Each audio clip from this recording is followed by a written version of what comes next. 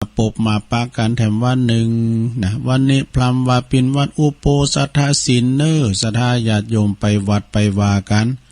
ปินวันเดินเก่าปิงนะจอต่อจากนี้ไปแถมเดินหนึ่งก็จะเข้าวัดสาแล้ววันเวลาลงเลยผ่านไปมันโว้ยเนาะสัทธาญาติโยมทั้งหลายเกมเนอเกมโตเนอจะได้ใส่สุดขาวกันสัญลักษณ์ของพลังเจ้าปุถเฮาเนาะไปวัดไปว่าไปรักษาศีลกินต้านเข้าวัดเขาว่าอาบน้ำฟังธรรมเข้าว่าษาแล้วก็เฮาก็จะได้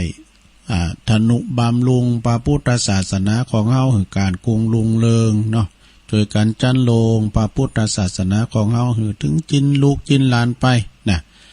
นั่นวันนี้มาปะกันปิ่นวันศีลเดินเก่าปิ่งหลายวัดที่เปิ้นมีการมีงานเนาะเปิ้นก็จัดกันจัดแบบอันภายในเนาะหมู่บ้านไผหมู่บ้านมันหมู่บ้านอื่นมารวมก่อมเป็นหยังนะแต่ป้องกันตัวเองใส่หน้ากากจะไปกาดตกเนอะ กาดจะไปตกจะไปประมาทนี่นะเปิ้นว่านะก่อนที่จะมาเอ่ยกับสถานีที่เปิ้นมีบุญคุณกับหมู่เฮาเจ้าขาดทั้งหลายตุลุงจะนำไหวพระเกินเนอเปิดความปินสิริปินมังกละปินมงคลลุกกันแล้วบ่ลงบ้างลงโอนเขาเนาะเขาเฝ้าพระเจ้าด้วยกันเนอวันนี้เป็นวันศีลกรรมเดียวตุลุงจะเอาวันข่าวหำนี้บ่ป้นสงสารหลวงพ่อบุญปันตุอุ้ยเฮาส่งมาแพ้วว่าละเนอตุอุ้ยเนอแล้วก็มีหลายอย่างที่เพิ่นส่งมาต้องขอกราบขอบคุณตุอุ้ยตัวเนอหลวงพ่อบุญปันปุญญธรรมโมวัดแม่โป่งดอยสะเก็ดปุ่นเอาไว้พักก่อนอาลาหังสัมมาสัมพุทโธภะคะวาพุทธังภะคะวันตังอภิวาเทมิสวากขาโตภะคะวะตาธัมโมธัมมังนามัสสามิสุปฏิปันโนภะคะวะโตสาวกสังโฆสังฆังนะมามินะโมตัสสะภะคะวะโตอะระหะโตสัมมาสัมพุทธัสสะนะโมตัสสะภะคะวะโตอะระหะโตสัมมาสัมพุทธัสสะนะโมตัสสะภะคะวะโตอะระหะโตสัมมาสัมพุทธัสสะอิติปิโสภะคะวะอะระหังสัมมาสัมพุทโธวิจาจารณะสัมปันโนสุขโตโลกวิตูอนุตตโลปุริสตัมมัสสาลทิสัทธาเทวมนุสสานังพุทโธภะคะวะติสวะคาโตภะคะวะตาธัมโมสันติทิโกอากาลิโกเอหิปัสสิโกโอปันนยิโกปัจจตังเวทิตาโปวินโยหิติสุปฏิปันโนภะคะวะโตสาวกสังโฆ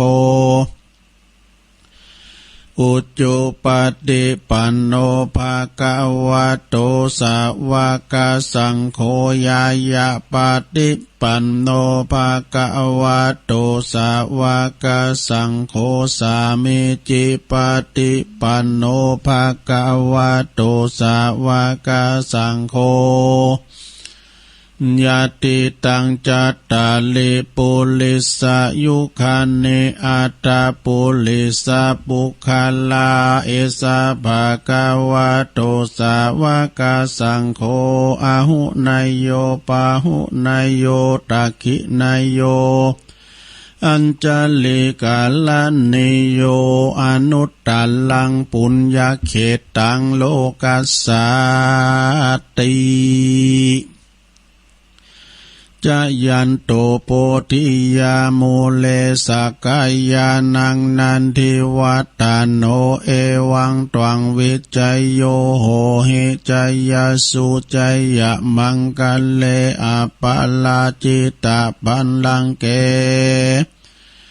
สีเสปัตวิปุคัลเลอาภิเสเกสัพพพุทธานังอากาปโตปโมทาติสุนักตังสุมังกัลลังสุปาปาตังสุโหติตังสุกาโนโสโมโหโตจะสุยิทังพระมาจาลิสุปัฏฐกินังกายกัมมังวาจากัมมังปัฏฐกินังปัฏฐกินังมโนกัมมังปณิทิเตปัฏฐกินาปัฏฐกินานิกาตวนะละพันตัตเถปัฏฐกิเน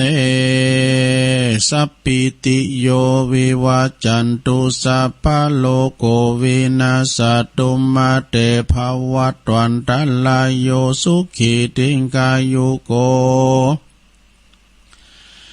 ภวะอภิวาทนาสิริสนิจังวุตาปจายโนจัตตารโอธรรมาวทันติอายุวันโนสุขังปะลังเอาแล้วศรัทธาญาติโยมทั้งหลายตุลุงก็ปินโหปินเก้านำสวดมนต์ไปปินตีเรียบร้อยเนาะขอปฏิตะไหลลัตนะผ่านแผ่วพระเกี่ยวเจ้าทั้งสามประการจุงได้ดลบันดาลมาปกป้องคุ้มครองรักษาครูบาอาจารย์พระมหาเถรานุเถระปาปิสุสามเณรเนาะที่อยู่กับวัดกับว่าอยู่ดีมีสุขอยู่จันลงภาษาศาสนาอยู่กัมจูปูจาปิน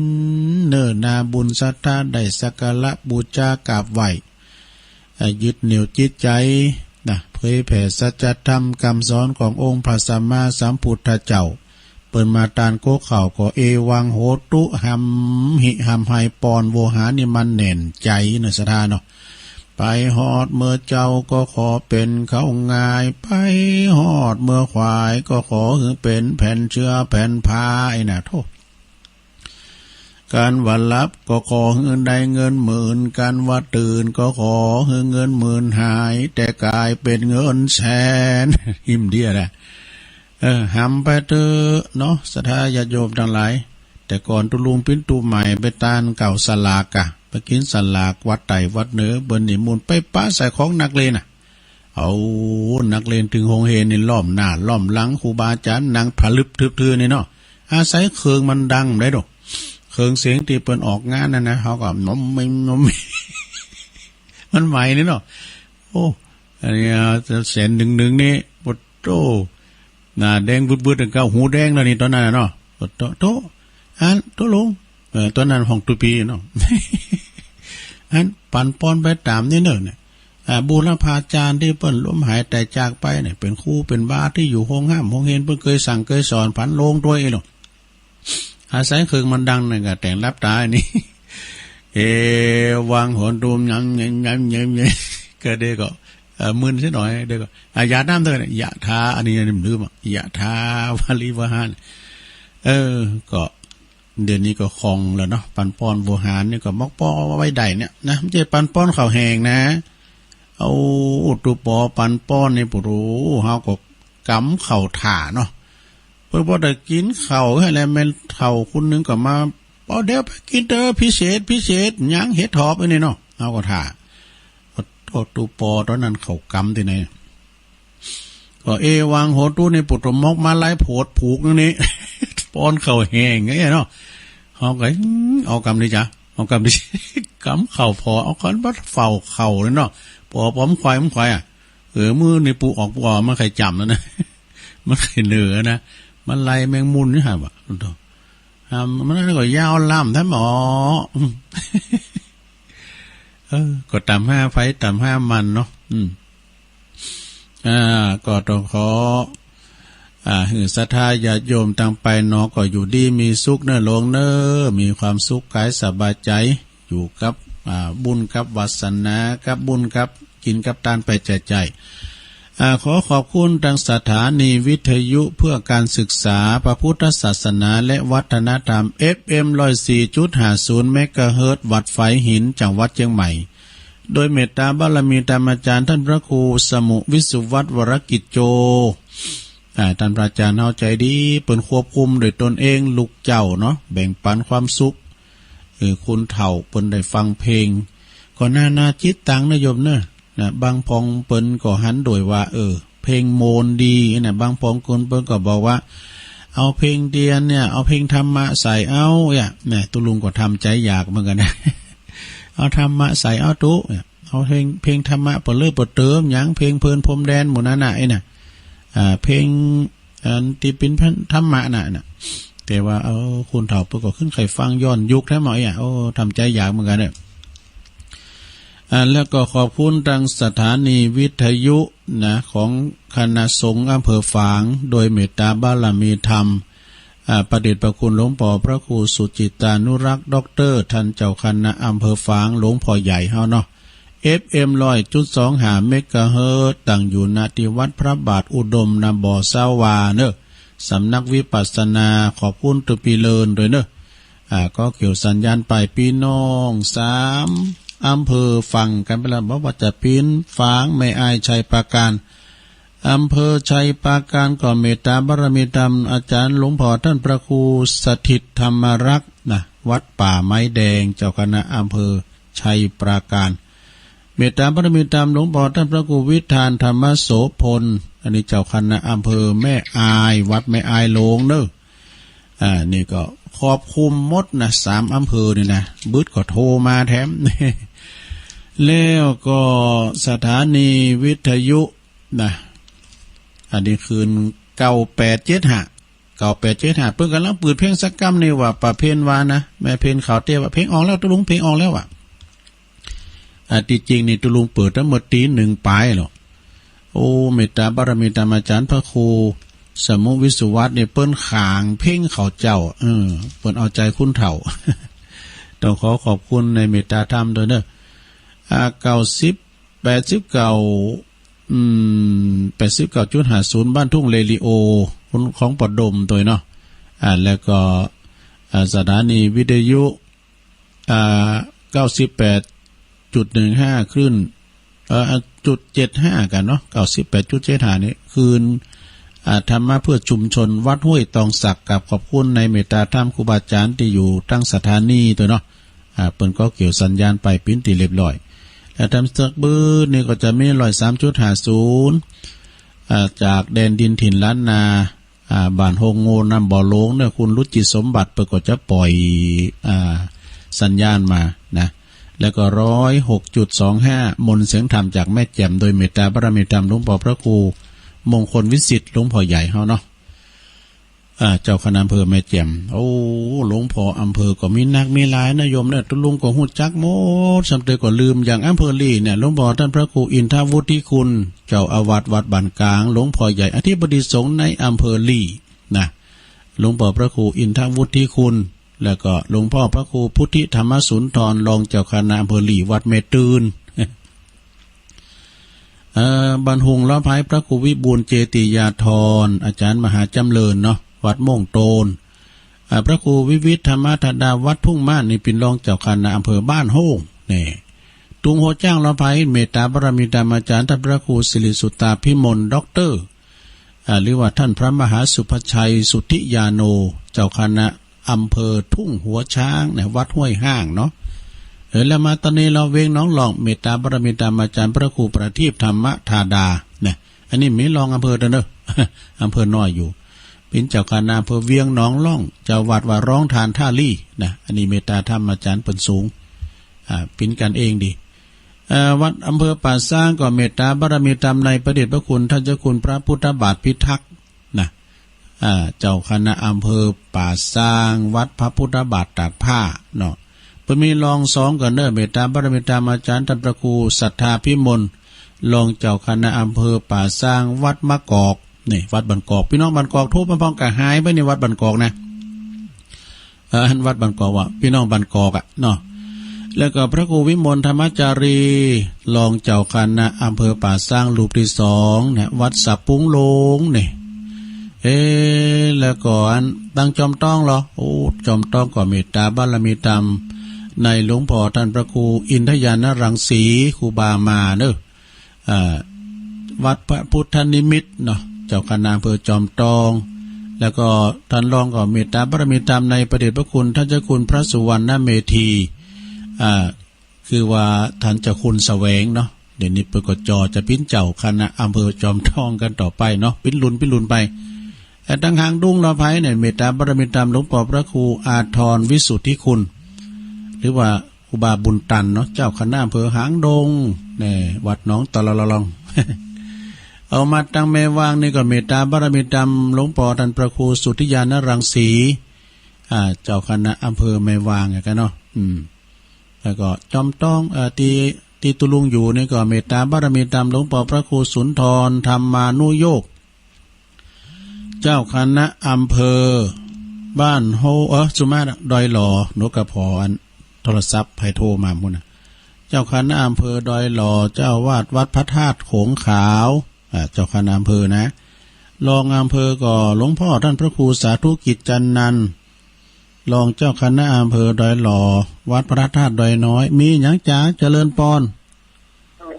อาจารย์มันดับเป็นอย่างไรดักไว้โอ้หลวงปอหลวงตามูนะฟังว่าแล้วแต่ฟังแต่ว่าก็ดับมันยังอันละก็มันสำเร็จมันสมบูรณ์แต่เด็กอัน98นะลงตา98.75นะ98นี่ลงไหลไปมันมีผู้น่ะสุดท้ายกว่าที่อันผู้น่ะจังกันว่ากันจะต้องแค่ที่ไหนครับไหลโซหาเนอะไหลโซหามาดึงปะเมื่อไหลพอแต่ว่าก็ซ้อนอันจับมันจะได้วันนี้กันนะวันนี้ก็แม่เพียนมาเปิดเลยนะก็ลงไหลพอเนอะแล้วโมดอะฟังปั่นจังแล้วโมดอะดับแหน่เนี่ยฮะก็เดี๋ยวรอสักกรรมกันเด้อรอกันดึงก่อนไล่ไปไล่มาพอกันนะถ้าใครฟังเดี๋ยวรอกันเนาะจะได้ผมแปลงจากอินเทอร์เน็ตจางเนาะแต่แปลงแอปเอาเอง2 วันแล้วนะแต่ว่าก็ไม่ได้ยินว่ากันนะมันเป็นยังโอ๊ตเอาใหญ่แล้วเนาะก็เดี๋ยว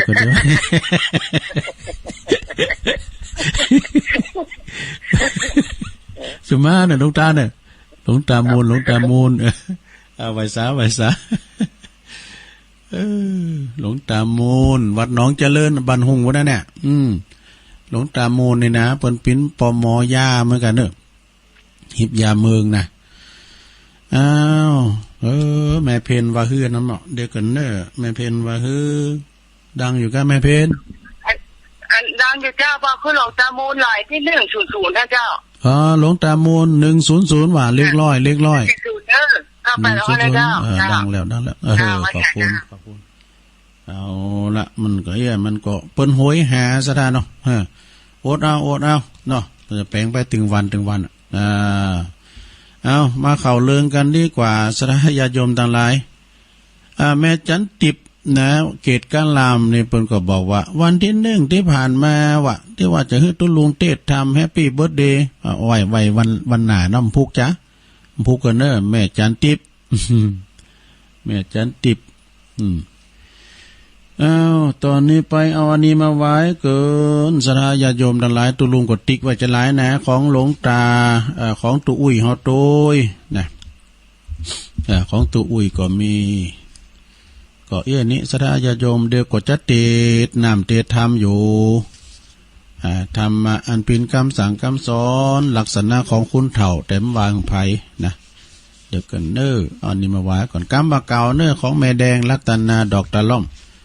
อันนี้เปิ้นเขียนบอกว่าเนาะสถาญาติโยมอย่าเข้าไปบานตันเมอตันเสียของนี่ของเปิ้นหายไปเฝ้าเข้าไปเถอะของบ้านเปิ้นหายไปเฝ้าเข้าไปเถอะอย่าไปลุงน้องยามเมื่อป่าตันหายเหมือนกันนี่ความหมายว่าจะได้เนี่ยสถาเปิ้นว่าอย่าได้ไปยุ่งเกี่ยวกับในขณะที่เขากำลังละวุ่นละวายกัน เมื่อของเปิ้นหายเนี่ยของเปิ้นกำลังหายเนี่ยเพราะว่าเขาอาจจะซักถามแล้วก็สงสัยในตัวเฮาได้นะดีบ่ดีเฮาอาจจะได้ตกเป็นผู้ต้องหาได้ง่ายๆเด้อแน่ปะอันเด้อฉะนั้นไปเข้าไปไก่เด้อเวลาหยังเปิ้นหายนะเปิ้นตีกันก็ตามไปไก่เปิ้นไม่ลงโอนไปไก่เปิ้นเด้อเดี๋ยวได้เป็นสักขีพยานหั่นไผตีก่อนนี่แล้วนะไม่หลงโอนต้องบอกแล้วเนี่ยแต่เป็นพยานเพื่อนนี้ไปไก่เปิ้นปล่อยเขาเอากันน่ะ เลวก็อย่าไปลุงน้องป่าของคนอื่นในขณะที่ป่าของเปิ้นนี่กำลังหายแต่คุณนั่นที่เปิ้นหูมดีเปิ้นไปจอมเบ็ดอยู่หั่นน่ะคิดเอาป่าเปิ้นเล่งแต่ๆนะคิดเอาเปิ้นว่าเปิ้นมาหันใส่กับเจ้าของเปิ้นมาหันใส่นี่เปิ้นเล่งนี้น่ะก็เตียวไปเตียวมาเมื่อนั้นก็บอกว่าเปิ้นเล่งนี้ป๋าเปิ้นเล่งนี้มาจอมเอาเยอะน่ะเปิ้นเสียงอาหารกับป๋ายังรู้อย่าเดี๋ยวเขาว่าเอาอันยกโมงก็คือของนะมาเปรียบโอ้ดูได้จะหลายไอ้ว่าปิดว่าเปิ้นหูโหนกว่า นั่นเถอะเตะไหนก็ได้อู่ไหนก็ได้ขณะที่ป๋าเปิ้นกำลังหายเด้อมันเป็นกำเตือนที่หูจักกาลเทศะโกนและบะโกนเนี่ยนะพิจารณาบะโกนหรือบะโกนกาลเทศะในขณะนี้เปิ้นของเฮิรนเปิ้นหายอยู่ไปเฝ้าเข้าไปเตอน่ะป๋าของในน้องเปิ้นหายก็ไปเฝ้าไปเตอนะยามก่อนตุลุงเขาในเลี้ยงควายเนาะสมัยเลี้ยงควายเปิ้นก้อนน้องเฮาถ่าได้เป็น2วันประสูบน้ำควางเป็น2วันบ่เนาะเปิ้นเอาป๋าออกแล้วปุดตมคอนี่หาบหามก่อนนะปุดตัวน้องเนี่ยป๋าหลิมนี่ตัวหมอกปลายขาเนี่ยสมมาเนี่ยอันเปิ้นเอาละบ่เปิ้นได้บ่ละบ่เปิ้นเอาป๋าออกมาละบ่กำลังลุงได้ป๋า 2-3 ตัวนี่มาปล่อยน้ำขังเสียขออยู่ว่าปันกันกินไป สมมาเนาะอุ่นนอกเรื่องครับก็ถ่าได้เป็น2วันบ่เนี่ยกะจะไปยุ่งเกี่ยวกันอันนี้แปลว่าหูจักกาลเทศะโกนหรือบะโกนเป็นสิ่งที่จะต้องพยายามหลีกเว้นสำหรับคุณที่สอบยุ่งเกี่ยวของเรื่องของเจ้าบ้านนี่ตีบ้านใดเกี่ยวของกับตนเลยสักน้อยแล้วก็เอาตัวไปเกี่ยวของนะดีมที่จะหับเคาะนี่อันนี้ก็จบไปเอาแถมเลิงหนึ่งอย่าเอาตั้งหลังปิ้นยอมอย่าเอาตั้งหน้าปิ้นหอปิ้นเฮินนี่อันนี้ก็เป็นกรรมพังเพยกรรมบักเก่านะความหมายก็คือว่าบ่ควรที่จะทิ้งลูกทิ้งเมียนะของตนเองไปมีความสุขกับเมียคนใหม่ว่าเปรียบเทียบเอาไว้ว่าต่างหลังเนี่ยปิ้นถิ่นฐานเดิมนั้นละทิ้งปล่อยฮือปิ้นป่าบ่สนจิตสนใจที่จะกลับมาดูแลมุ่งแต่จะสร้างความเจริญตั้งหน้าแต่เพียงอย่างเดียวนี่ความหมายเป็นอย่างอีเนี่ยแถม2บทเนาะเอาแถม2บทกินซ้ำยำเสียงอันนี้เราได้ยินตุลุงทองว่าพินประจำเนี่ยกินซ้ำยำเสียงไอ้นะอันนี้หมายความว่าหมายถึงคุณที่กินล่างกินผ่านวะเนาะกินล่างกินผ่านแต่กินติ๊กติ๊กกินเมื่อจิตย่างกินเมื่อดังสาบกินยาเมื่อหลับขุมเนี่ย กินติ๊กติ๊กปูโตกินแต่กินหวานหรือปูพามก่อนปตถ้วยเริ่มมาป่ะตามเขือก็เสียง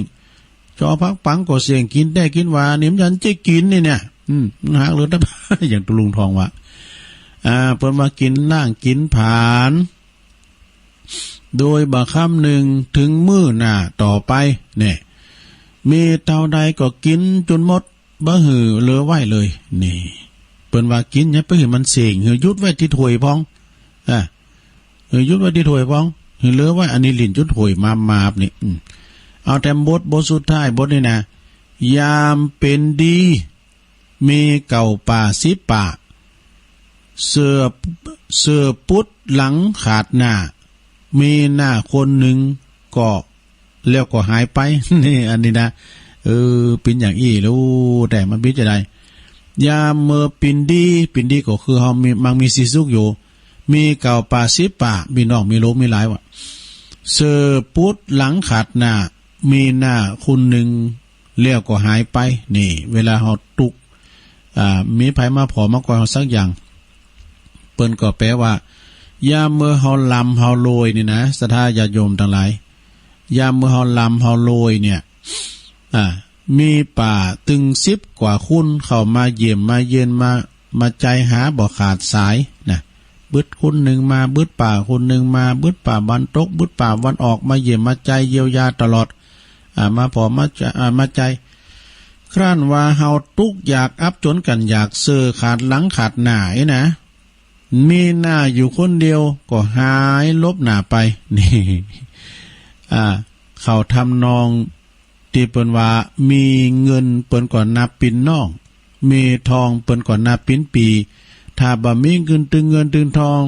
ก็ตึงมีปีมีน้องให้เลยนี่อันนี้เป็นกำพังเบยสมัยบักเก่าเนอะ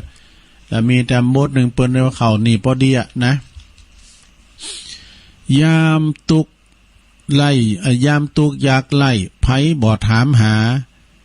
ยามรวยนั่นนะตัวหาควายบาทแต่กันเนาะตัวหาควายบาทนะเก้าไม้ไหนขาดใบกิ่งกาดนกบ่อมาปานเปิงปะนี่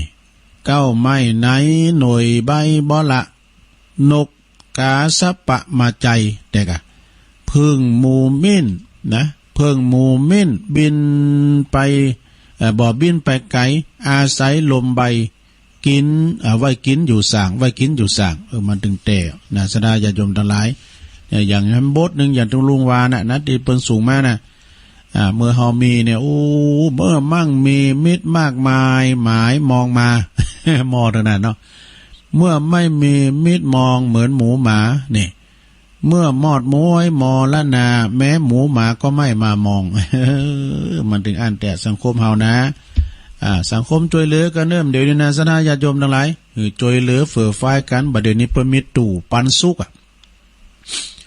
ตู้ปันสุกเนี่ยโอ้ว่าไปในไปนอกพระคุณเจ้าสำเตอไปบินที่บาทมาในใดก็เอามาใส่ในตู้ปันสุกหมด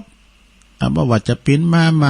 ยำไวปลากระป๋องก้ามหยังก้าข้าวมันก้ามนี่เอาใส่ในตู้ปันสุกหมดแล้วตู้ลุงได้อย่างไปอ่ะนะได้แกงเห็ดถอบมาถุงนี่โอ้ก็พอดีก็เอาหม้อนไปหรอกนั่นน่ะสดาญาโยมทั้งหลายเปิ้นมีน้ำจิตน้ำใจกันเน้อน้ำใจมาน้ำคลองน้ำบ่อน้ำคลองยังเป็นรองน้ำใจจะไปขาดน้ำจิตน้ำใจนะลงเน้อจะไปขาดน้ำจิตน้ำใจน้ำใจของคุณเฮาเนี่ยมันเนแต่เอาอันนี้มาว่าทำกรรมหนึ่งเกินสดาญาโยมทั้งหลายของตุปีธรรมเนี่ย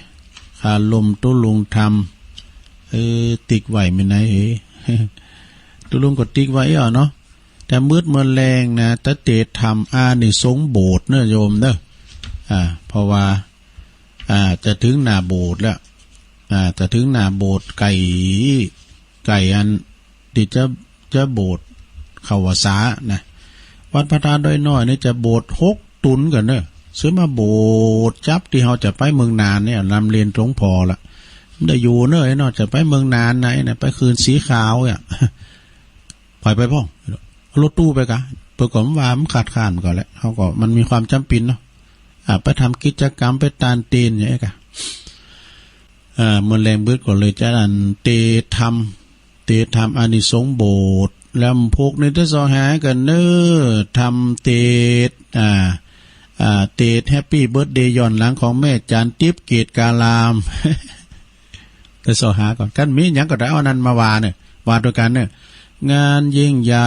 งานวันเกิดยิ่งใหญ่ใครคนนั้นฉลองกันในกลุ่มผู้ลุ่มลงเนี่ยวันเกิดลูกเกิดคล้ายวันตายแม่น่ะโธ่พูดกันแล้วสอหากันเนอะแม่จะติ๊บเอานี่มาว่าเกินนะข้อกึดกำเมืองของตุ้ลุงทำเปิ้นว่าเปิ้นเปิดเฮาจะไปปิด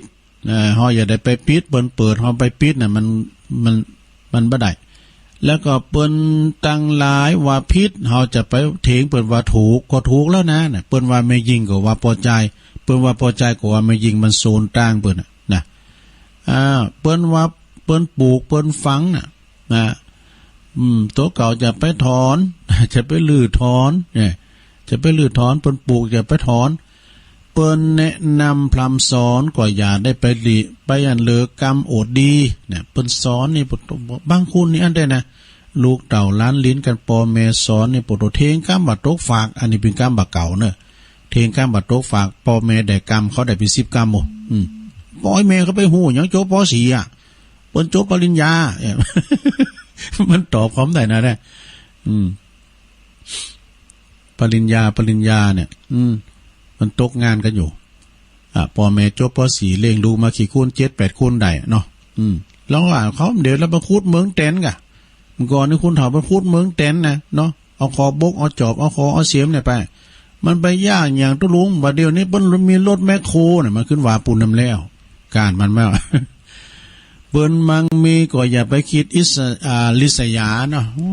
เปิ้นมังมีสีสุบางพองมันนั่นบ่ดอกมันหยังมันต่อตามมันมีบุญเก่าจวยนนสถานเนาะบุญเก่าเปิ้นมาจวยพองกาเนี่ยหยังก็ตามเด้อแต่บุญเก่ามันจวยนี่ยากนะปินหยังก็ตามปินสสปินนายกปินอบตปินปหลวงถ้ามีบุญเก่าอีน่ะต้มได้ปินนะครูบาอาจารย์ก็เหมือนกันแหละถ้าว่ามีบุญเก่าส่งเสริมตัวน่ะเฮ็ดบ่จบได้เป็นครูเนาะมันมีตามบุญเนาะบุญเก่าบุญใหม่ก็สร้างไปนะแต่ว่าบุญเก่าเฮาสร้างมาดีแล้วเฮามาดีพอมีบุญแต่เฮาจะไปตอนไหนเฮาต้องมีทุนเดินทางต่อไปนะจำเตก็ขอให้เปิ้นนี้เปิ้นเกิดมาเปิ้นมีข้าวของเงินคำพ่อแม่เปิ้นรวยเปิ้นขายของผักกูนเปิ้นก็ใส่ท้องใส่ยองนี่คอเหลืองหามถ้าอูบะมือหน่อยหงจะเตะก่อนนี่มันไปขอยเหมือนนี้ไปอิจฉาเปิ้นเด้ออย่าไปอิจฉาลิษยาเปิ้นแล้วก็เปิ้นนับหน้าถือตาก็อย่าไปจาลามกนี่ถ้าเปิ้นอุตส่าห์ย่อยกก็อย่าได้หือเปิ้นผิดหวังเนี่ยตัวลุงนี่ถ้าเปิ้นย่อยกให้หน่อยนะมันเตียวมันค่อยออกดูมันเดมแท้นะสมมุติเตียวเข้าไปในงานเปิ้นย่อยโอ้ตัวลุงมันโคซกเสียงท้องมานะมันจะฮื้อนะมันฮ้อนหนาวมันสอบยอมกันด้วย มันพิจารณาอย่างนั้นเพลงงานเนี่ยเพลงกำก่อนนี่นะที่เปิ้นเปิดนะเพลงงานของอภิญญาไอโหนงนี่นะเปิดฟังกำก่อนคุณคิงปุไอ้นะตี3ตี4เปิดสถานีฟังตุลุงยองไอ้น่ะ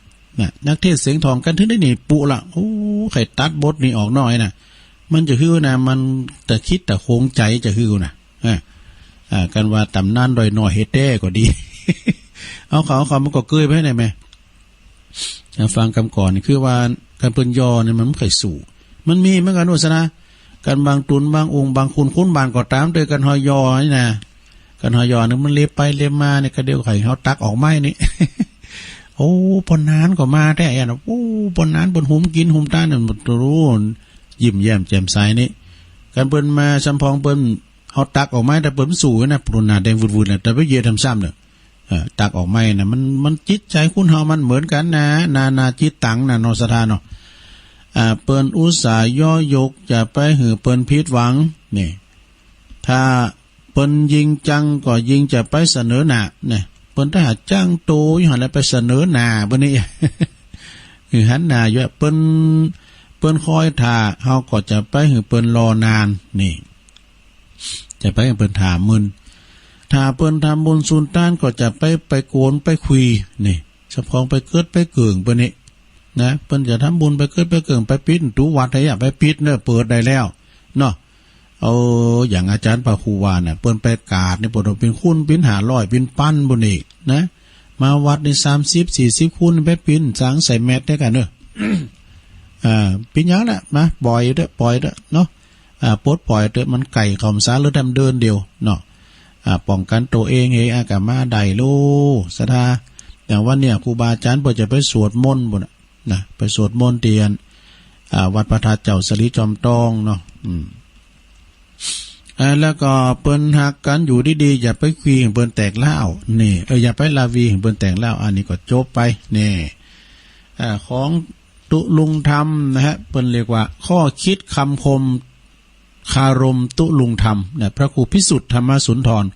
จะเอาวัดบ้านใหม่หมู่ที่1ตำบลนครเจดีย์อำเภอป่าสร้างจังหวัดลำพูนนะมีทำลายอยู่แหละของแม่ดอกตะลอมแทบโน่หลายอยู่ก่อยเอามาว่ากันเป็นวันเนาะ เอาอันนี้มาไว้เกินสนาญาติโยมทั้งหลายข่าวนี้บ่ป้นสงสารนี่หนีบ่ป้นสงสารของตุอุ้ยเฮานะหลวงพ่อบุญปันเพิ่นสูงมาวานี่ได้รับแล้วเน้อพร้อมกับเพิ่นมีธรรมบรรยายโดยหลายอย่างโดยเนาะขอบคุณหลวงปู่ตุอุ้ยเฮาเน้อลองฟังบ่ดูจะว่าลาวมันปึงให้หน่อยเนาะสัตว์ในโลกโลกาเกิดมาบ่แค้วสังขารแก่แล้วมันตึงบ่ไหวเปลี่ยนไปเตือนนิดชีวิตจิตใจเนื้อตัวคิงใบผ่อนไหนเหี่ยวด้าน จักแยกการยั้ง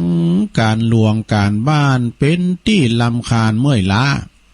ปวดตาปวดตัวตาฟางสมองสังจาซันเตอร์เหมือนบ้าปาลาเอาของไว้ปูนจุ่มเตียวซ้อหาว่าเมื่อตะว่าเอาไว้ที่นี่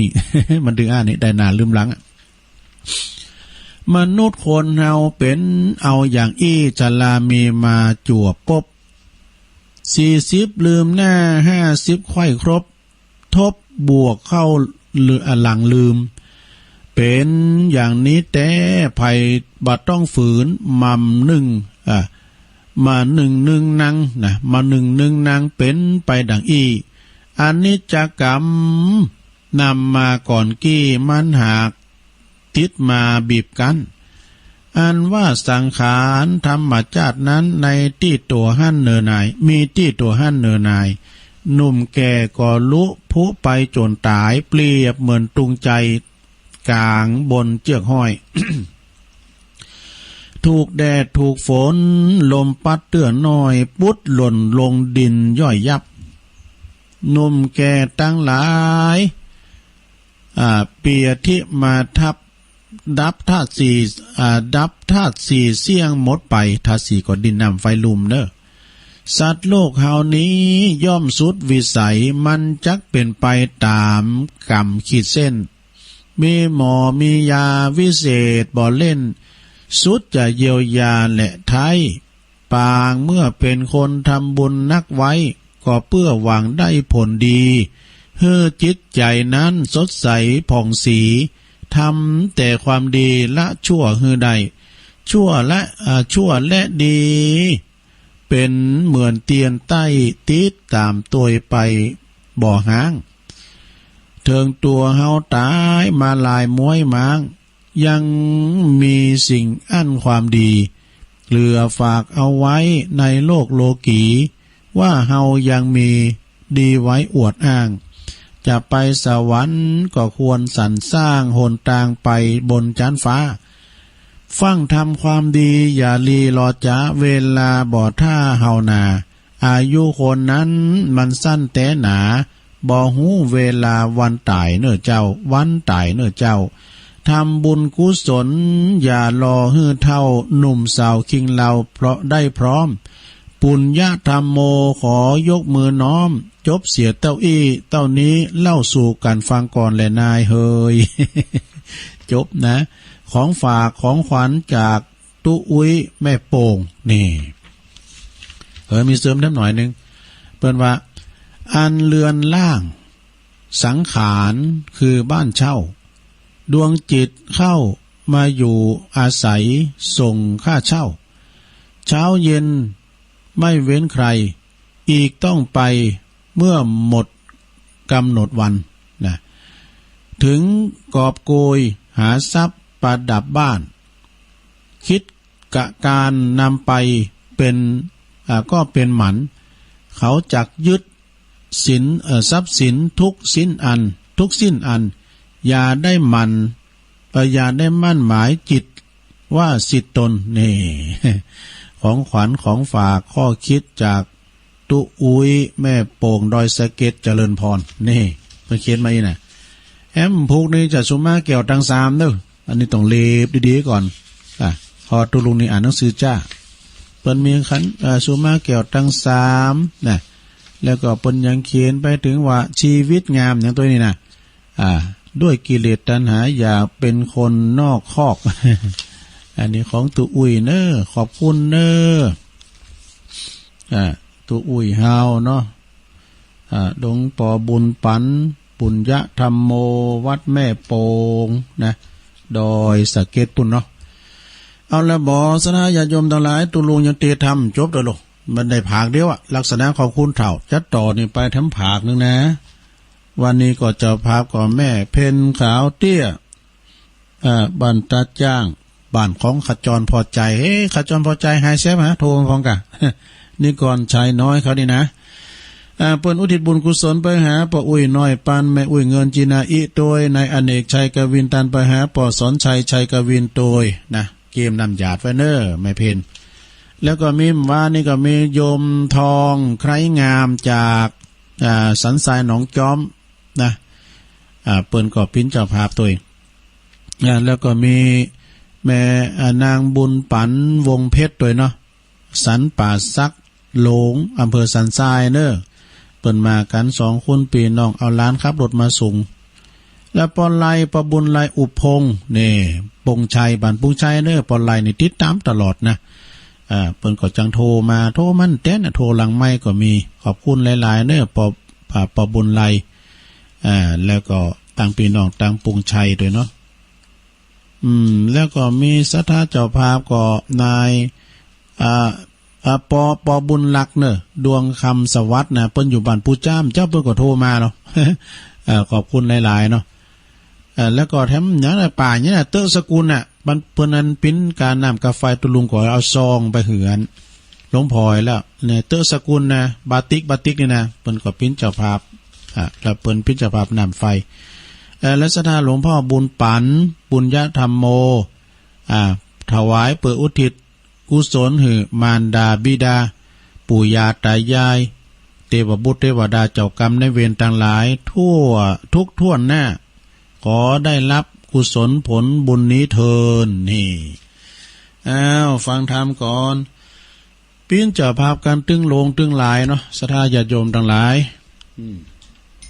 ปิ้นเจ้าภาพกันตึงลงตึงหลายทำทั้งภาคนึงก็ตะอ่านก็คุกคักเริ่มว่าหน่อยนะตั้งหลังนี่นะก็คอยฟังไปในโลงเนอะฟังไปก่อนรับไปเนาะเอาต่างนี้ไปเนาะต่างเท่าลูกต่างแต่เท่าลูกจ้างล้านไหนนี่นะเอาต่างเก่าไว้หน่อยนึง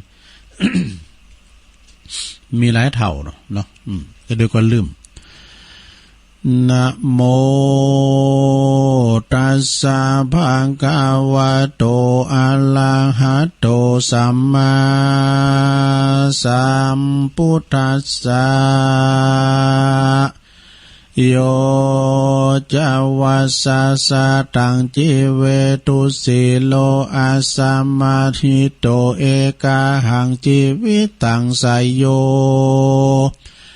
จิสิลวันตัสสะชายิโนติสาทะโวดุลาสาปุริสะตังลายตั้งยิ่งใจหนุ่มทาวะ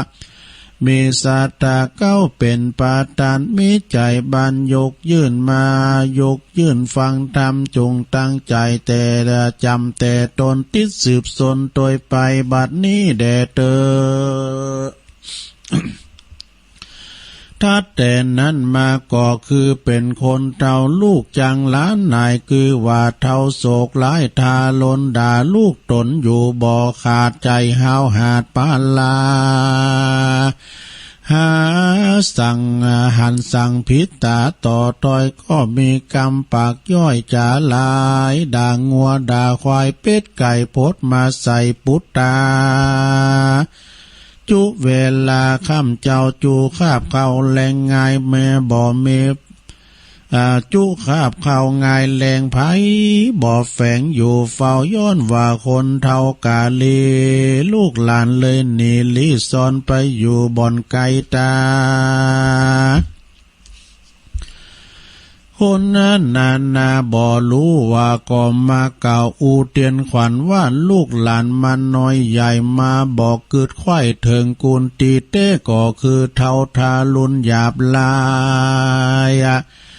ลูกหลานนายนีลาแลนาเท่าต่อไปนั้นนะก็คือเท่าหยาบลายทาลุนนะ คือว่าเท่าบางคนนั้นใจก็บ่เกิดไข้สัญญาบ่พิจารณาตัวเก่าว่าตัวแก่เท่าตั้งวาละบ่เกิดฝันลาตังลอดบ่ตุมลาต่อสินทำเต้ากาตำบาปกาคือค่ำคางัวควายหมูข้ามหมูขายจะเลี้ยงสายตั้งเป็ดไก่ปูปลาบ่อขุนนาไฟหอยยังสัตว์ใหญ่น้อยเตียวดินบ่ออาจินกึดลอดยังเว้นขอดป่าปะกามใจมือดำหึกหยาบมานายเขียนขันนาบลาวีเบียดเบียนควีพี่น้องตั้งคนร่วมห้องโลกานักปราชญ์บอกไว้ว่าเป็นเท่าบาปใบทาลนนั้นแหละนาเท่าต่อไปก็คือเท่าทาลนแก้วแก่แก้วคือว่าคนแก่แล้วนำนักบ่มาพอกายาก็มาหดหูปากจ่าฟู่บ่มีฟันใจติดผันแต่เราบอกกึดเขาว่ากองตามกินเหล้านากินเหล้าน้ำบ่ย่อนเอาเด็กน้อยอ่อนเป็นสหายแอวพันไปขึ้นล่องจ่าโหดล่องเนืองนั้นจุ้มคนหันจี้บอกว่าเป็นคนเท่าศอกกอกนางลายเกิดเมินหลายเสียเป่ากินแต่เราเมายาป่าเด็กขาแอวเล่นนะคะเรียกว่าแก่เท่าแก่เรียกว่าเท่าแก่แก้วเมาวินนั่นแหละนาเท่ามาแก้วสักกา คือว่าเป็นคนจันลาเท่าแก่ใจพัดแผ่เมาวินการเลื่อนตนละไว้บ่ใจใส่โททำสวะวางตำนาหนีแอวเล่นหมักแก้วสากาตั้งหูตาตั้งหูดาฟังข่าวว่าศพอยู่ดาวแดนได้ งานมีไหน งานเมไหนข้าควายรู้บอกว่าไก่และไก่รีบเลี้ยวไวไปแอวเล่นมาแก้วว่าปันพันนาละจับรางวัลก็ได้ปอเลี้ยงใส่กายารางวัลนั้นหนาป้ายการขายของอยู่บ้านด้วยไปลูกหลานเนไก่แหนงนายเมียก็มาป้ายนี้หายนี้เข้าของเมน้อยใหญ่บ่เว้นไว้อันใดลากออกไปบ่จะเพื่อไปต่อตาปันพานนำของจุอันใหญ่น้อยลวดกากาดก้อยหายสูญปางไปลุนเมื่อลาบ่มีเสื้อผ้าติดตัวนั้นแลนาเท่าต่อไปก็เท่าตันหาโลภใหญ่เกลือเท่าพร้อมไข่เงินคำเขาว่าของนำลายแลบ่เอามาแผ่เตตานตั้งอาหารค่ำเจ้ากินแต่เขาได้จิ้นปานลายกองกาดก็บอกกึดขวาดกาจาเถิงเต้าลำเปิงสอใส่หาของหาเขาของไว้โทมนาการวัดกันว่าก่อสร้างก็บ่อไฟอ้างออกถวายย้อนว่าวิบากลายปางก่อนมาไล่ตอนตวยตันยามเมื่อดับขานมวยมั่งบ่อกึดบ่ได้กอดตวยไปลูกสายใจพี่น้องมาโจดฟ้องตกปันบิดแบ่งกันช่วยใจมดเสียงควายดีหลีตัวตายเป็นผีตกถอยบุญก็บ่ได้ห้อยด้วยไปเตียงผ่านใจคำเตียงผ่านใจตามใจยามเกิดชาตินาไปลุนแลนา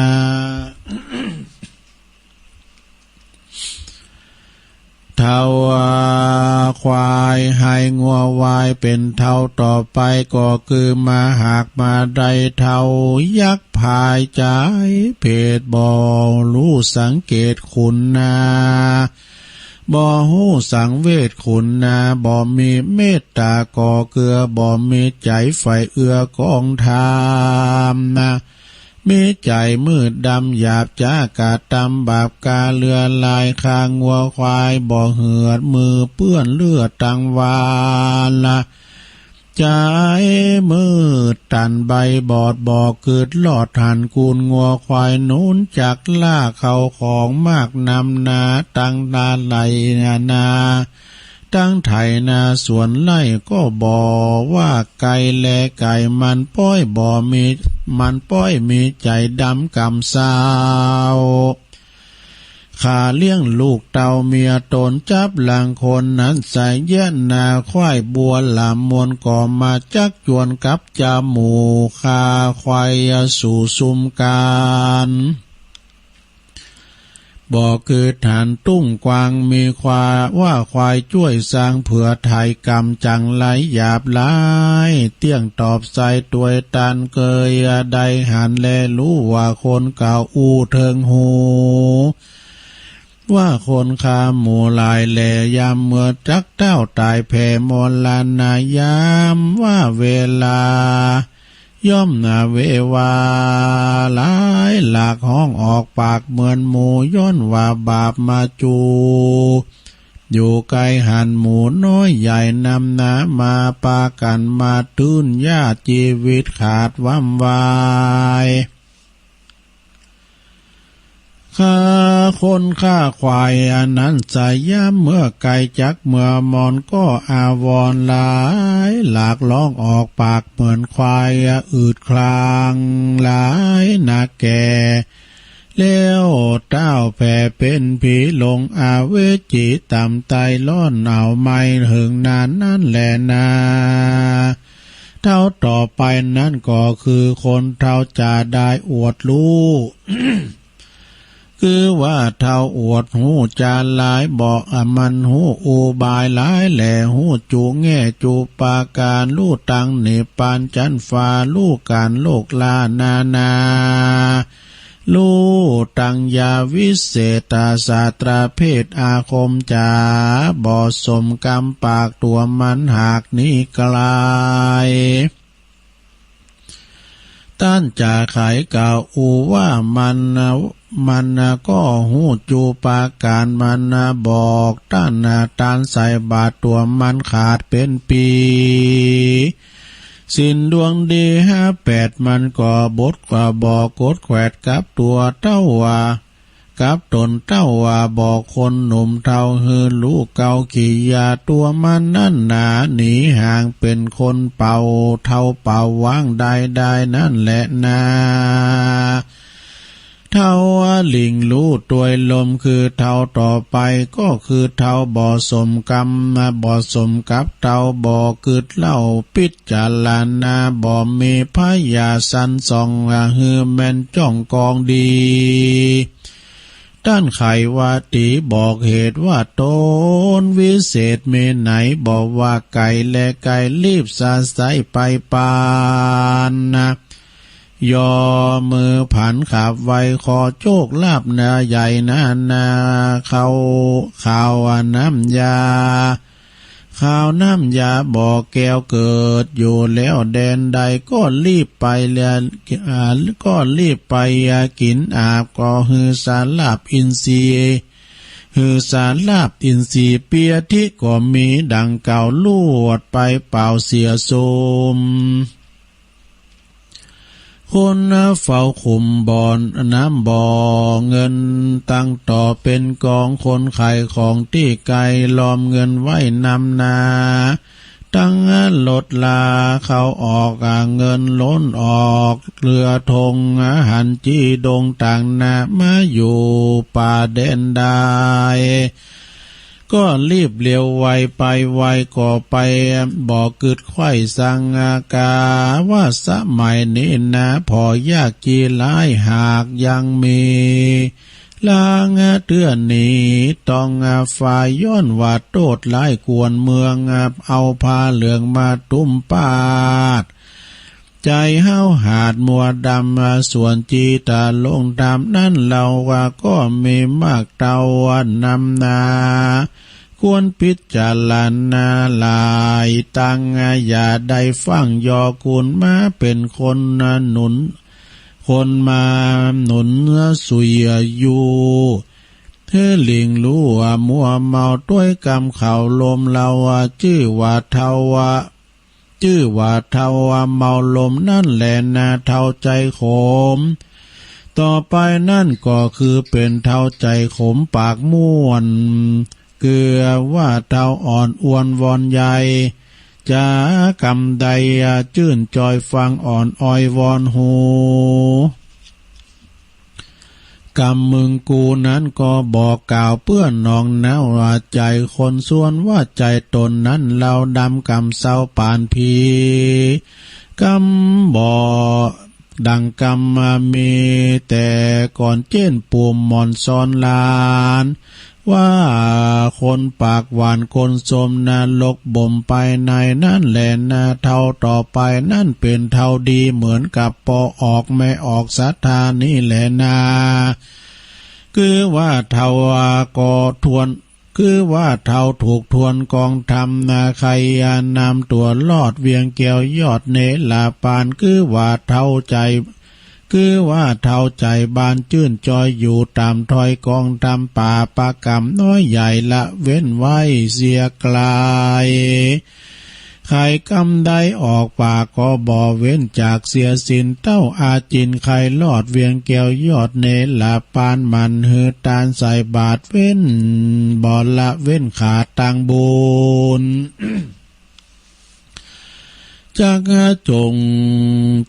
งนุนลูกเตาตั้งเชื้อเผ่าวงศาหือมีศรัทธาผ่องแผ้วเชื่อกุนแก้วตั้งสามปาการสินเจียงคานกุนใหญ่ก็บ่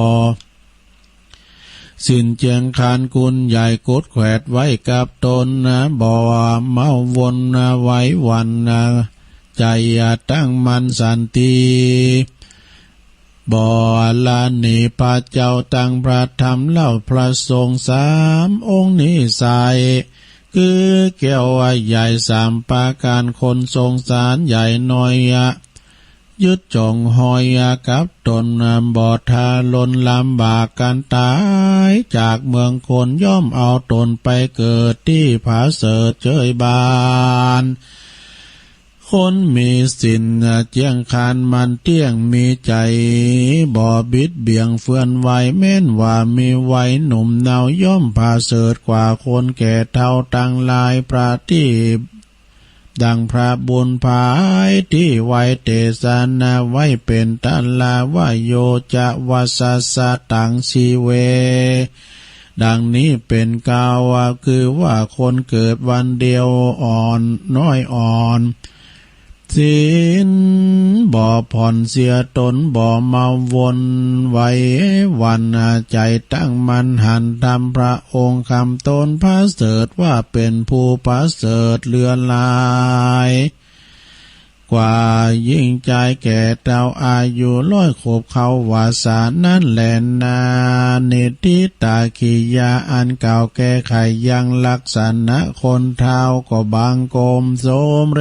สเด็จแล้วเท่านี้ก่อนแลสาธุสาธุสาธุ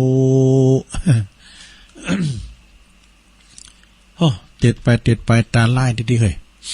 ติดไปก็กุมามะเหมือนกันเน้อศรัทธาญาติโยมตัวมันก่อนหน่อยพองแล้วก็ประกอบกับตุลุงนี่ก็อ่านหนังสือจ้าแม่ว่าจะเล็บไว้แล้วก็ตามนะมันก็ไปตามยี่ห้อมันเน้อศรัทธาเน้อไปตามยี่ห้อมันนะจ้าพองโวยพองกันทำได้ที่มันคลองก็ยังแควนหน่อยเหิมบ่ไข่ปุโอ้การไปขึ้นทำมาดเนี่ยนะแห้งขนาดเนี่ยทำมาดนี่นะเต้นทำมาดที่เปิ้นนางเตทำนะศรัทธาโอ้พระจะไปไก่เนอะคุณธรรมดาเนี่ยไปขืนนางเนี่ยนะเมยเลยนะจะบอกหึว่าคณะตู้เจ้าขืนไปเตในแสนยงเนี่ย จะไปขืนไปนางเนอะอันนี้มันของมันโถแหงนะสะดา อันนั้นก็เตดน้ำเตดทำจบไป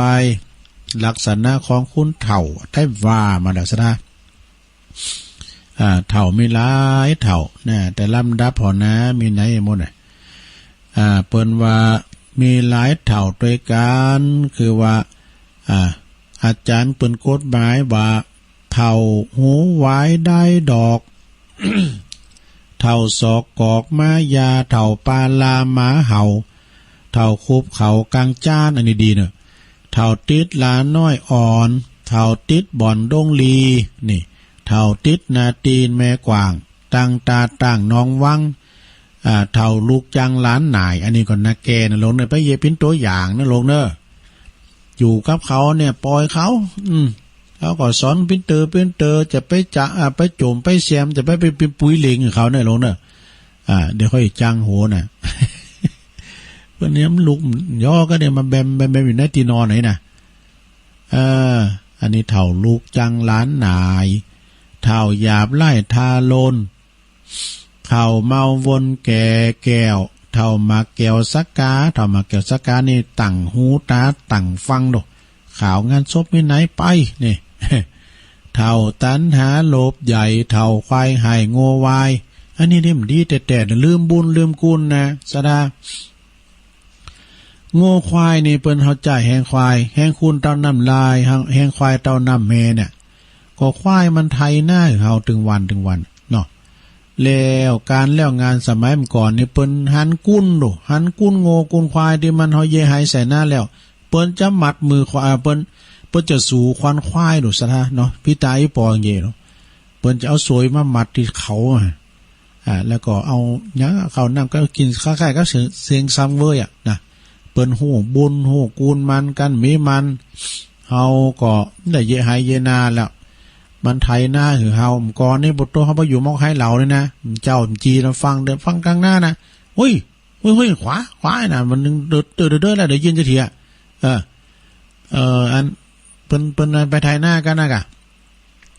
ป้องก็ไปเจ้าเฮานี่ไปมอกเดินหานี่นะเอาไปสูงควายดอกไปสูงควายก็เจอกับได้นอนนะไปสูงควายย่ำเดินหามก่อนนี่ยังหนาวอยู่นะการไปเล็ดหน้าหงก็ขี่ควายไปนี่ขี่ควายปูหนาวอยู่หน้าดอนบ่เดี๋ยวนี้มีสักแหวนคอแหละเปิ้นตกปุนปันกันเนี่ยอันนั้นก็ปีนของอันปีของน้องไปทางอื่นเนี่ย นาลงเนาะเนี่ยแต่ก่อนนี่ปุตโตเดี๋ยวยังได้ทำเนี่ยเป็นว่าชัมเตยเยะให้แสนหน้าแล้วควายเปิ้นไทยหน้าแล้วเรียบร้อยปูข้าวปลูกหยังเรียบร้อยแล้วเสาะหาเจ้าหมูมาซุ่มว่ะนะบุบควายกินจีนมาได้แบบโอ้เย่อย่างนั้นเนาะอันนี้โหบุญโหกุลโง่ควายเนาะกุลควายอันนี้เปิ้นเรียกว่าเฒ่าควายไห่โง่วายแล้วก็เฒ่าได้โอดหูอันใดหูหมดอันใดหูหมด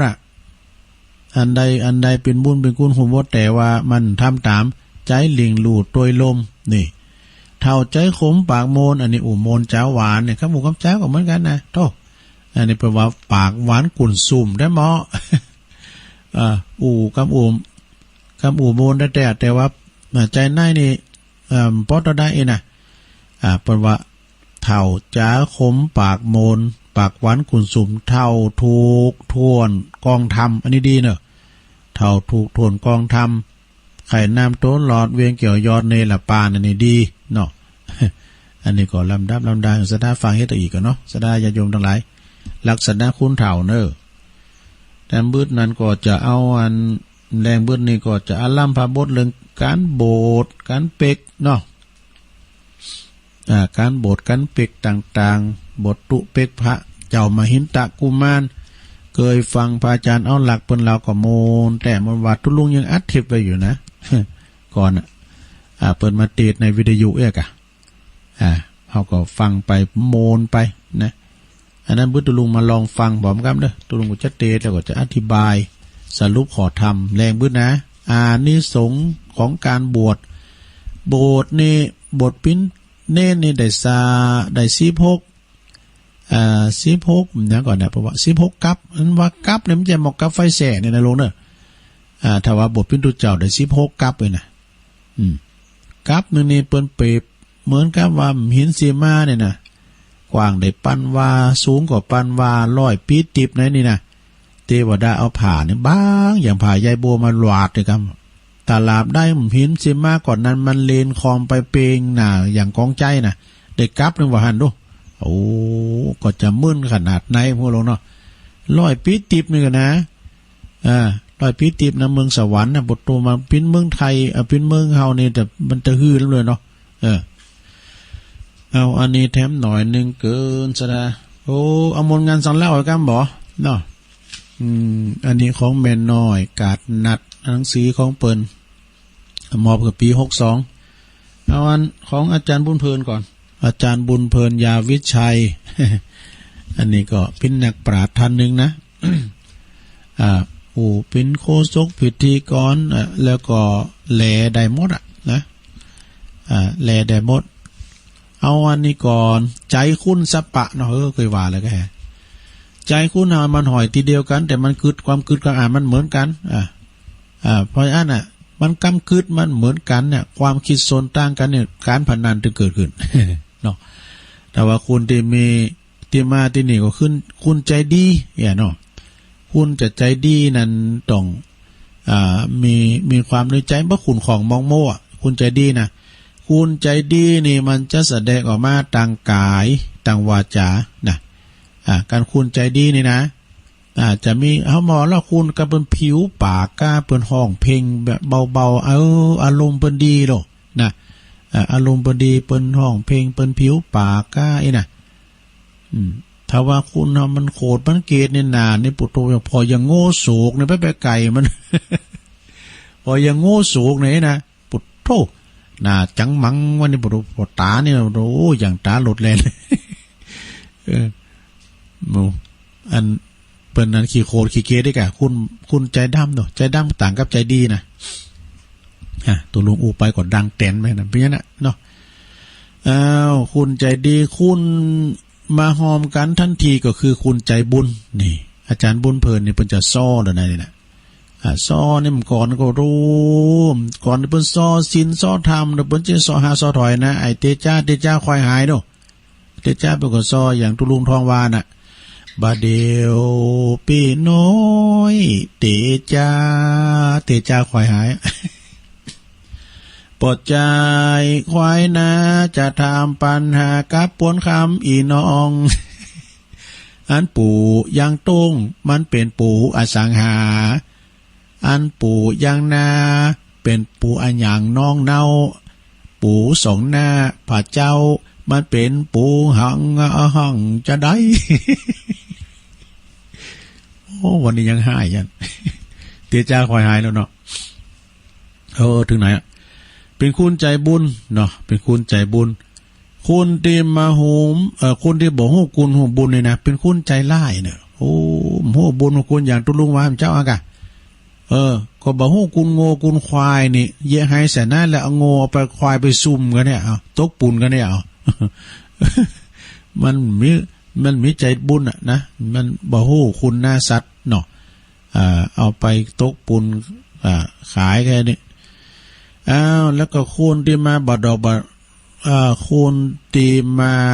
บาดได้นี่ก็คือคุณใจดำ คุณที่มีสตังก็คือเปิ่นว่าเป็นคุณมีใจเศรษฐีเนี่ยคุณมีเงินมีทองนี่ก็ไม่ใช่ว่าอย่างได้ทำเจ้านะมีเงินมีทองลำกินต้านเข่าแต่กินก็กินเข่าได้ๆน่ะโอ้นั่นก็นักแก่น่ะเฮาก็ต้องมันกินมันต้านพองเงินคำนะแต่ว่าเฮาจ่ายนะมันก็หมุนเวียนเนาะอย่างวัดว่าอารามก็เหมือนกันเนอะศรัทธาเนอะกันแล้วว่าเฮาได้สร้างได้ขึ้นงั้นน่ะไผก็ไข่มากินมาตานมันมีเนี่ยเนาะแต่บางวัดบางว่าก็เกินลำไปเนี่ยปุถุมได้ก็มีเสาสังลังเนี่ยเปิ้นมาตานเป็นหมื่นเป็นแสนก็เยี่ยมลุดหน้าสักเตอผลงานบ่ออก เงินไปในโมดด้วยนะฟ้องก็เปิ้นมาตะอ่านตะอีเนาะเพิ่นก็แปลงไปการมดงบก็ย่างไปอย่างเนี้ยกุฏิหลวงพ่อเนี่ยถึงปลายเสามดงบก็ย่างไว้นี่ก็มันอยู่วิกฤตอย่างนี้นี่ได้ไปจางเยื่อมดสัญญาบ่แล้วก็มดงบก็ย่างกันมีก็แปลงโตแล้วนะกันเนาะได้ตึกปลายเสาเนาะหลวงเนอะตึกปลายเสาน่ะ จะมีเงินมีคำกับแปลงไปแดมแต่ไปแปะเปิ้นนี่เนาะจะไปแปะเปิ้นกะเฮาปิ้นหนีปิ้นขาเปิ้นมันกินอิ่มนอนบ่หลับนะกันว่าคือถึงหนีถึงศีลก็สะดุ้งย่าๆไผมันเคยปิ้นตุลุงก็เคยปิ้นมาแล้วปิ้นหนีนั่นน่ะมันกินอิ่มนอนบ่หลับใจเศรษฐีนะแต่ว่าคุณที่มีบารมีก็คือคุณใจใสนี่ใจใสเป็นบุญใจคุณเป็นบาปนี่นะเนาะ ใจใสเป็นบุญใจคุณเป็นบาปอันนี้ก็ฝากฟังว่าย่ำจบตนาซะนะตุลุงลืมไปอย่างหนึ่งลืมป้อนนะเตดน้ำเตดทำแล้วลืมปันป้อนก็เดียวกันเนอะแม่เพนก็เกมเนอะหยาดน้ำหลวงพ่อบุญปันปุญญะธรรมโมตุอุ้ยเฮาเปิ้นอุทิศบุญกุศลตันน้ำตันธรรมวันนี้หลายอย่างต้วยเปิ้นตันไปหาบิดอนมารดาปู่ย่าตายายเตบุตรเทวดาเจ้ากรรมนายเวรแล้วก็ทุกท่วนหน้าขอได้รับผลบุญกุศลนี่เทินตลอดถึงว่านั้นก็มีไผปอบุญรักนะดวงคำสวัสดิ์พี่น้องบ้านปูจ่าเนอะปูจ่าก็สถาตุปิวิวแล้วก็ป้อบุญไลอุพงศ์นะปงชัยป้อบุญไลนี่เปิ้นก็ปิ้นปอแก่วัดด้วยนะวิยาวัจกรวัดแล้วก็ปิ้นปอหลวงเก่าด้วย อันปงชัยนี่โอ้เปิ้นปิ้นกันเนอะเปิ้นมากินมาตานก็ขามน้ำทามันโตเปิ้นมากันจันหลายเมตตาบารมีตามอาจารย์พระครูวิสุทธิธรรมโคสิทธิ์อาจารย์สัมพันธ์ตุลุงพันธ์นะเปิ้นก็ปิ้นพระมหาเถระปิ้นเจ้าคณะตำบุญกันนะเป็นเจ้าคณะตำบลเหมืองจี้เนาะเขต1ว่าเขต2พุ่นน่ะอันแรกนี่เพิ่นจะร้องกาต่างกรรมกะโอ้เพิ่นปูจ้าอันนี้มุนตุลุงว่าจะเดียก็มาจับใส่โคคุยเดียวกับเอาไว้ปีหน้าเนาะตัวปีเนาะ ไว้ปีหน้านางบุญปันวงเพชรตัวเนอร์บานสันปัสซักหลงนะสันปัสซักหลงก็อยู่สันทรายนะเปิ้นก็ปิ้นจับภาพรวมกันแล้วก็หลายๆทานตึงหลงเนาะเอาปอนให้กันได้หลงเนอะเอาปอนทำลักษณะคุณเถ่าให้ก่อนเนาะเอาปอนก่อนยะทาวาลิวาหาปูลาปาลิปูเลนติสากาลังเอวะเมวะอิโตตินังเปตานังอุปกาปติอิสิตังปฏิตังตุมหังคิปะเมวะสามิจตุสเปปูเลนตุสังกปะจันโทปนารัสโสยถามณีโจติรัสโสยถาสัพพิติโยวิวัจจันตุสัพพะโลโกวินาศตุมาเตภวัตวันตาลายโยสุขีติคายุโกภวะอภิวาตานาสีลิสานิจังวุตตาปจายโนจัตตาโลธรรมาวะทันติอายุวันโนสุขังปะลางเอาแล้ววันนี้วันที่5ในสถาญาโยมไปลืมเนื้อวันที่เก่าปิงเพิ่นก็ไปวัดไปว่ากันหลายตีนะหลายวัดหลายว่าก็โดยเฉพาะก็วัดพระธาตุเจ้าสลีจอมตองนะเปิ้นก็จะมีทรงน้ำพระธาตุเฮาก็ไปป้องกันตัวเองเนอะใส่แมสไปโดยเนาะเมื่อค่ำยามคืนเปิ้นก็ไปสวดมนต์กันนะอบรมสมโพธิเนาะแล้วก็วัดอารุณวิทยาวาสห้วยปันจ้อยโดยวัดปีนันปันเขาปีนันปันเขาเนาะพอหลวงตู่เขาตามกูปีตุลุงก็ไปนอนประกาศตุลุงทำเขาตัวปีปล่อยตัวปีม่อนเขาเนี่ยก็ไปนอนปุกุปีแต่ว่าปีนี้ยกยอดไปก่อนเนาะโอ้ตามกูปีตุลุงก็ไปซื้ออันเฮ็ดหอบพอเฮ็ดหอบออกหาดูติเจอันเจสลาน่ะ โอ้ต้องไปกินไปตานกันเนี่ยไปกดจัดภายในเนาะสดาเนาะจัดภายในโอ้ตามกูปีมีอีเก้ดูแข่งกองเนาะแล้วก็มีอันนี้ก็เนี่ยมีหนังของเวียงการโปรโมชั่นนี่ ตามพวกเวียงตาการผมมาสายกูคืนนะแล้วก็มีแถมหลายวัดเนี่ยมีวัดอันบ้านวายเนาะตุปี้นลินสุจินโนเขาเนี่ยปะหลงนพรัตน์นี่กับปะหลงโอนเขาเนาะบ้านของปะคูเก่าอาจารย์ปนันแดงเขาอาจารย์ชนัยนันติเขานะแม่อันยานาตาแม่อัมพันธ์เนาะแล้วก็เปิ้นก็มีทรงน้ำประทานมีการเดินปิงเนาะก่อนนี่เปิ้นถึงไปโดมันถึงกันหมดสมัยตุปิยนเนาะแล้วก็ที่วัดพิโตยพาณิชสิทธิการามนะเปิ้นก็มีงานโดยนะก็วันเนี้ยเนาะไปกินไปทานกันนะสถานเนาะ ลมกินลมตานกันแล้ววันที่21เป็นวันติดมิถุนาเนี่ยเปิ้นก็เชิญลมทำพิธีในการไหว้สาบารมีเรียกว่าบูรพาจารย์เปิ้นจะยกครูไหว้ครูประจำปีเน้อของครูบาหนุ่มตุปีหนุ่มท่านพระครูปลัดท่านนงชยาพระละโนวัดโบสถ์น้ำดิบเน้ออำเภอป่าซางพี่น้องบ้านน้ำดิบเน้อนะก็ไปลมทำบุญกันเน้อไปไหว้ไปกับเปิ้นแจกสาลิกาลิ้นทองเลยนะเปิ้นสร้างวิหารเน้อตุปีครูบาหนุ่มนะก็กระตุ้นศรัทธาญาติโยมได้ไปกินไปทานกันวัดพระธาตุดอยน้อยก็วันที่21เหมือนกันเด้เพิ่นจะมีเป็กตุ3ตุนแล้วก็โบสถ์พระทั้ง3รูปนะมากินมาทานกันเด้อก็ตั้งแต่ 9:00 นเป็นต้นไปเนาะ 9:00 นเป็นต้นไปก็ตีวัดพระธาตุดอยน้อยนะแต่ตุลุงได้อยู่ตุลุงจะไปนอนเมืองนานวัดพระธาตุดอยน้อยนะเป็กปิ้นตุประจำโหลดยาวเลยนี่ตุนนึงก็คือปิ้นพระโคงละนะแอม2ตุนนั้นประกอบเป็นคุณไปนอกโบสถ์7วันนะแต่เน้นก็โบสถ์ตลอด3ตุนแล้วก็วันนี้ก็เวลา5 โมงเปิ้นก็ทำบุญทักษิณาเด้อทำบุญที่วัดดอนชื่นนี่เปิ้นจะจัดภายในเปิ้นนะวันนี้เมตตาบารมีตามหลวงพ่อพระครูสาธุกิจจันนันท์ก็จะได้ไปพิณประทานตอนแรงบึ้ด5 โมงทักษิณานุปทานแล้วก็พวกนี้เปิ้นจะทรงน้ำวันแฮมคำนะเปิ้นเลินมาหรอกทรงน้ำภายในแล้วสืบชะตาด้วยเนาะสืบชะตาวัดที่แรกเปิ้นจะเอาใหญ่เหมือนกันเนอะจะร้องพระครูก่อนนะวัดดอนจืดตำบลเดียวกันนะโยมนะไปทรงน้ำครูบาสุกเนอะนี่อนุสาวรีย์ของครูบาสุกกันต่อไปเนาะนี่ก็เป็นข่าวสารงานบุญเนาะแต่ละวัดแต่ละว่าเปิ้นฝากประกาศมากก็มีแล้วก็ที่วัดมะขับตองด้วยเนอะมะขับตองนี่ก็คือเป็นวัดเหล่ายาวเหนือตุปีแดงเปิ้นฝากประกาศมาว่าวัดนั้นประกันลังสร้างศาลาพระเจ้าศาลาครอพระเจ้าสมปรารถนาเนาะเปิ้นก็ไปเอาแบบแป้นที่วัดตุงโป่งนะต้องใจพระเจ้าพินจะภาพเล็กปูนหินดินทรายกระเบื้องมุงหลังคาในแผ่นละ20 บาทไหนนะแผ่นละ20 บาท5 แผ่นร้อยก็ไปติดต่อได้เนอะที่วัดกับตองหรือว่าวัดเหล่ายาวเหนือนะเหล่ายาวเหนือตันเจ้าอธิการตัวครูบาแอดเขาเนาะทางไปนอกก็มีตังประหลงโปรแกรมนั่นบรรเลงยะยองเขานี่แล้วก็ตังศรัทธาญาติโยมทั้งหลายด้วยเนาะ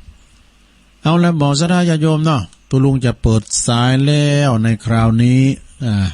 เริ่มก่อนเวลาสัก5 นาทีนะศรัทธาญาติโยมช่วยกันอู่กันช่วยกันจัดรายการเอาสายไก่เข้ามาเลย0899556506กับวันนี้ไผทุ่มเต้าเต้นแรงบึดนะดูต่างสายมันห่างนะเมื่อวันบึด3 โมงนะจะเดชธรรมอานิสงส์การโบสถ์นะไปพอเมืองหมอนนะ6เป็นจะฮือนะเจริญปอนเจ้าไว้จ้าเจ้าเป็นน้อยแม่น้อยเจ้าน้อยก็คงต้องวางเหมือนเก่าเนาะเจ้าคือว่าคำถามคำเดิมว่านี่คืออะไรหนังสือพระไตรปิฎกมี45 เล่มที่ไปที่มาของเพิ่นมันก็ต้องมีนะเจ้าเนาะแต่น้อยจะปูตั้งหน่อยนึงคือคำสอนของพระพุทธเจ้าเปรต14 วันธรรมขันธ์นี่นะเพิ่นแบ่งเป็น3 หมู่เนาะแบ่งเป็น3พระไตรปิฎกนะเจ้าเรียกว่าพระไตรปิฎกได้แก่พระวินัยปิฎก 21,000 พระสุตตันปิฎก 21,000 พระอภิธรรมปิฎก 42,000 ธรรมขันธ์แต่เพิ่นมีหนังสืออยู่45 เล่มแค่น้อยจะถามความหมายของคำว่า45 เล่มมันมาจากอะไรอย่างเจ้าไว้ซะเจ้าลืมไปคำยองวันละกรรมนะเจ้าเนาะกรรมาปิกนะเจ้าก็ถือว่าปิกตุนะเจ้าเนาะภาษาไทยแปลว่าอุปสมบทนะเจ้าไว้ซะเจ้าตุเป็กตุปัญหาแม่น้อยตุลุงก็ยังมืดตึกอ่ะตุลุงนะเจริญปอนภาษาเจ้าตุลุงแม่เพนแม่เพนเอาไปเลยแสงไฟสว่างตาแสงธรรมะสว่างใจสว่างตาได้แสงไฟสว่างใจได้แสงธรรมเจ้าวันนี้วันพระมันก็วัดตะกุงเนาะเอาเลยข้อที่1วัดความคิดข้อที่2วัดความดี ข้อที่3วัดความดันข้อที่4วัดความจำข้อที่5วัดหัวใจข้อที่6วัดสายตาข้อที่7วัดสังขารข้อที่8วัดสันดานข้อที่9วัดจัตกรก็ตุลุงเน้อเอาขอบคุณหลายๆฟังชัดเจนในพระจัตุลุงเน้อว่าจะตุทำบุญ9วัดวัดที่10กับวัดหัวเขาเจริญปอนกรรมศาสตร์ตุลุงอ๋อแม่สายทองพี่สาวมาแล้วพี่สาวเจ้าว่าขอแม่สายทองนอนมารับนั่นแหละไอ้อย่าล้อเล่นนะพี่สาวได้หมดเลยอ่านก่อนไปพ้นนะอันก็คือคนไหนขออนุญาตนะอยู่ดีๆอย่าเลยจีก้นหนีมันปนทุกใจแกงกินเสี้ยนน้ำเป็นนิสัยเพราะว่าเป็นภัยประหอนโลกใหม่เนี่ยสนุกมีไหนสุกทุกเกิดใกล้เกิดเหตุภัยเมื่อตายพิจารณาทีได้ดีได้หายขอบอกเนื้อนายเมาเหล้าเมาจูโผโผควายมักเหล้าลำไปตุ๊กใจเมื่อเท่าเ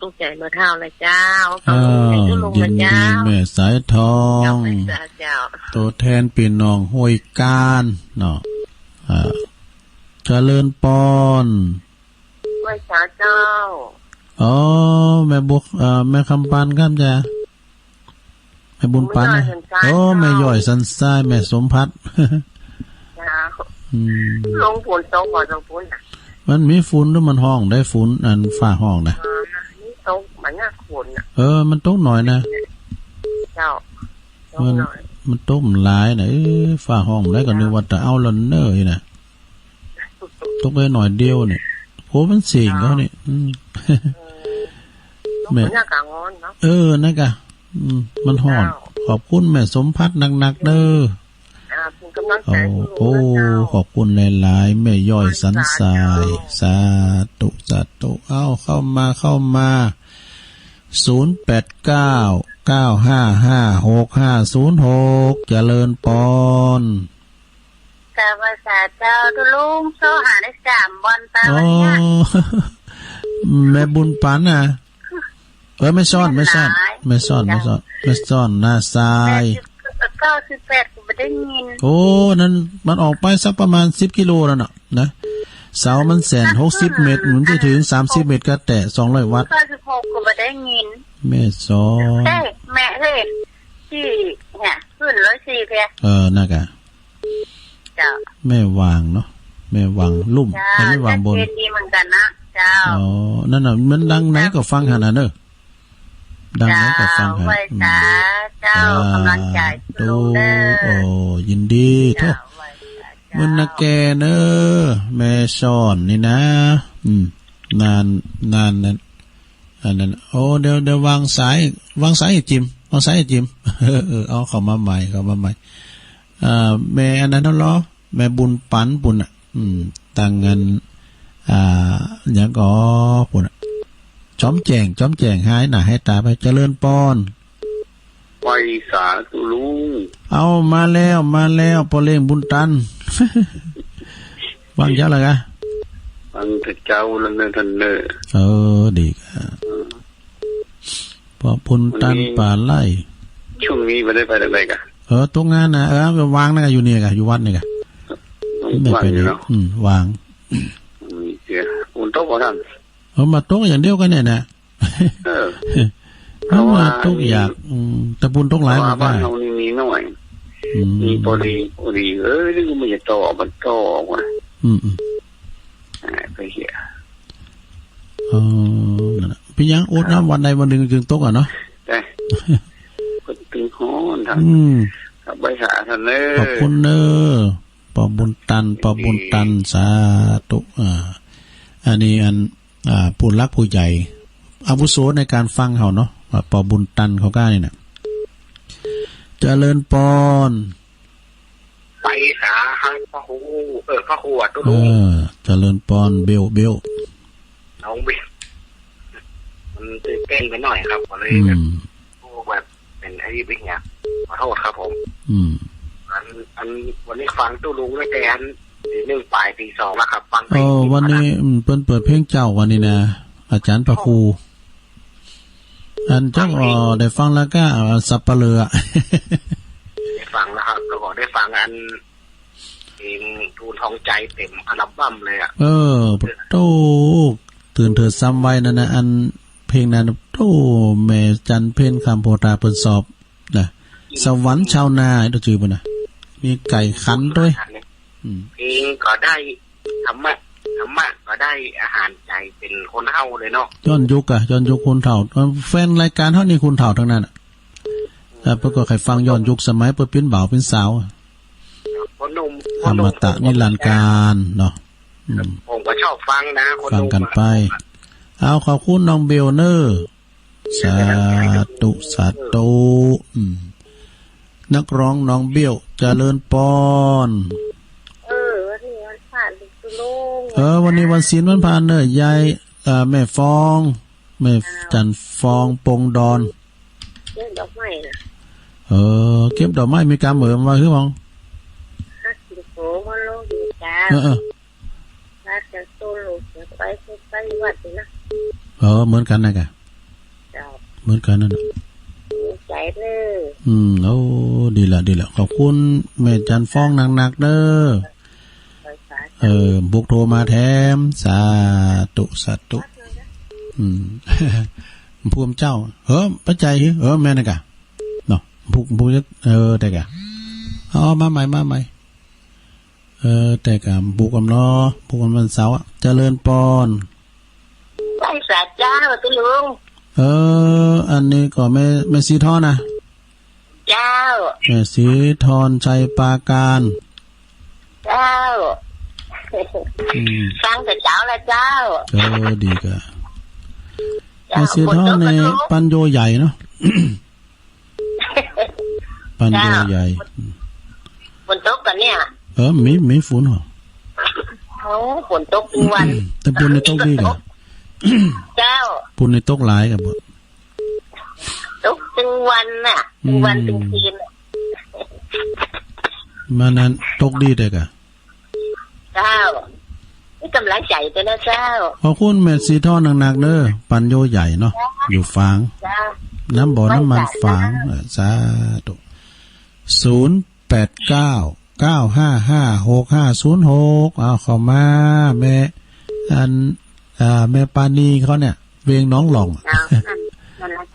นี่ปานีฝางมาแล้วฝ่ายแดงแม่ปราณีมณีจรนี่กำลังตื่นน่ะรับดีขนาดฝนตกนักดีกะมันฝนตกบันนึงรับดีนะแต่ไปฟังกำรับให้ม้าเห่ากับลูกมาพอพองม้าเห่ากับลูกมาพองที่คืนวันพุธนะวันพุธอันท่านนะกัลยาณประโมทเขาเพื่อนนั้นมาสนทนากันนะฝนกระตกเจ้าก็ได้ยินอยู่นั่นตกแต่มันตำบลในทุต้มหลายหรอตะปูนก็ได้ยินนะมันเขตปลอดฝนที่มันตกตั้งแมลงเลยเนาะแล้วก็อันตอนเมื่อคืนนั่นอันหลวงพ่อพวกก็เลยปิดสถานนี้ค่ะไปไม่ฟังสักคนดีกะโคฟ้าแม่ฟ้าห้องนะกันเนาะเจ้าฟ้าแม่ฟ้าห้องก็ต้องน่ากลัวขนาดนั้นเล่นได้ฟังไหนแต่มันเต้นออกมันก็ฟังเนาะมันดูฟังถึงวันเนาะเจ้าขอบคุณแม่ปราณีนักเน้อสาธุเข้ามาใหม่089955560506ไผตอบได้พองตีมาตีไปพระไตรปิฎก45เล่มหลวงพ่อมานี่ได้หรือเปล่าเจริญปอนไว้สาเจ้าตะลุงแม่แดงดอกตะล่อมมาแล้วเจ้าฟังแต่เช้าละเจ้ารัตนาดอยป่าโขงเจ้าดอกตะล่อมฟังอยู่นะเจ้าโอ้ยินดีนะประกาศอยู่ครับวันเนี้ยเจ้าก็ได้ก็จะไปแล้วเจ้าไว้สาเจ้าได้โทรมาได้พรได้อย่างดีใจโทรมาก่อนแล้วใจเนาะยินดีหลายๆเนอะเหมือนใครมาหิมากะขึ้นเด้อไม่กะเจริญปอนไปสาธุลุงโอ้ปบุญธรรมชัยกาดมาแล้วพูดฟังอาวุโสมันฟังแต่ปกษา าหน้าใหม่กำรู้เนาะได้กระชนหลังใหม่ครับวันนี้ยมโปกมีบุญนะครับเนาะเป็นเด็กเจ้าฟังตุลุงเด็กทำเนาะวันนี้บ่ได้เฮ้ยคนเฒ่าไม่หลายอย่างเนี่ยที่ลุงเด็กเจ้าได้เด็กคนเฒ่าจะได้ฮะตามได้ทำเนาะครับก็เรียกเอาเนาะหมู่เฮานี่เท่าโพดนิพพานกับหมู่เฮานะหมู่เฮาทั้งหลายที่ฟังเนี่ยเท่าโพดนิพพานหมดเอาเท่าลูกหลานกลับไว้หมู่เฮาก่อนเนี่ยเนาะครับนะครับอ๋อคนชีวิตติดเหลือเนี่ยเนาะมันไปชีวิตเนี่ยเนาะเขายิงกลัวยิงได้ก็เข้าหาถึงวันเนาะท่านนั้นตุลุงเนาะนะครับวันนี้ก็ยมปอกก็กลัวอย่างเดียวกันนะครับกลัวแต่ก็หนีบ่พ้นเนาะแม่นก็กลัวความแก่กลัวความชราเนาะกลัวความตายแต่จะปฏิเสธจะได้จะชอบหรือไม่ชอบจะได้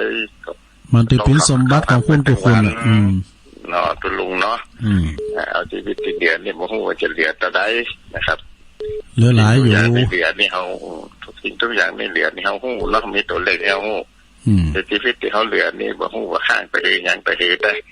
สรุปแล้วก็คือว่าค่าชีวิตที่เหลือนี่ก็ขอไว้สร้างในความดีแก่ตัวเองนะตุลุงเนาะ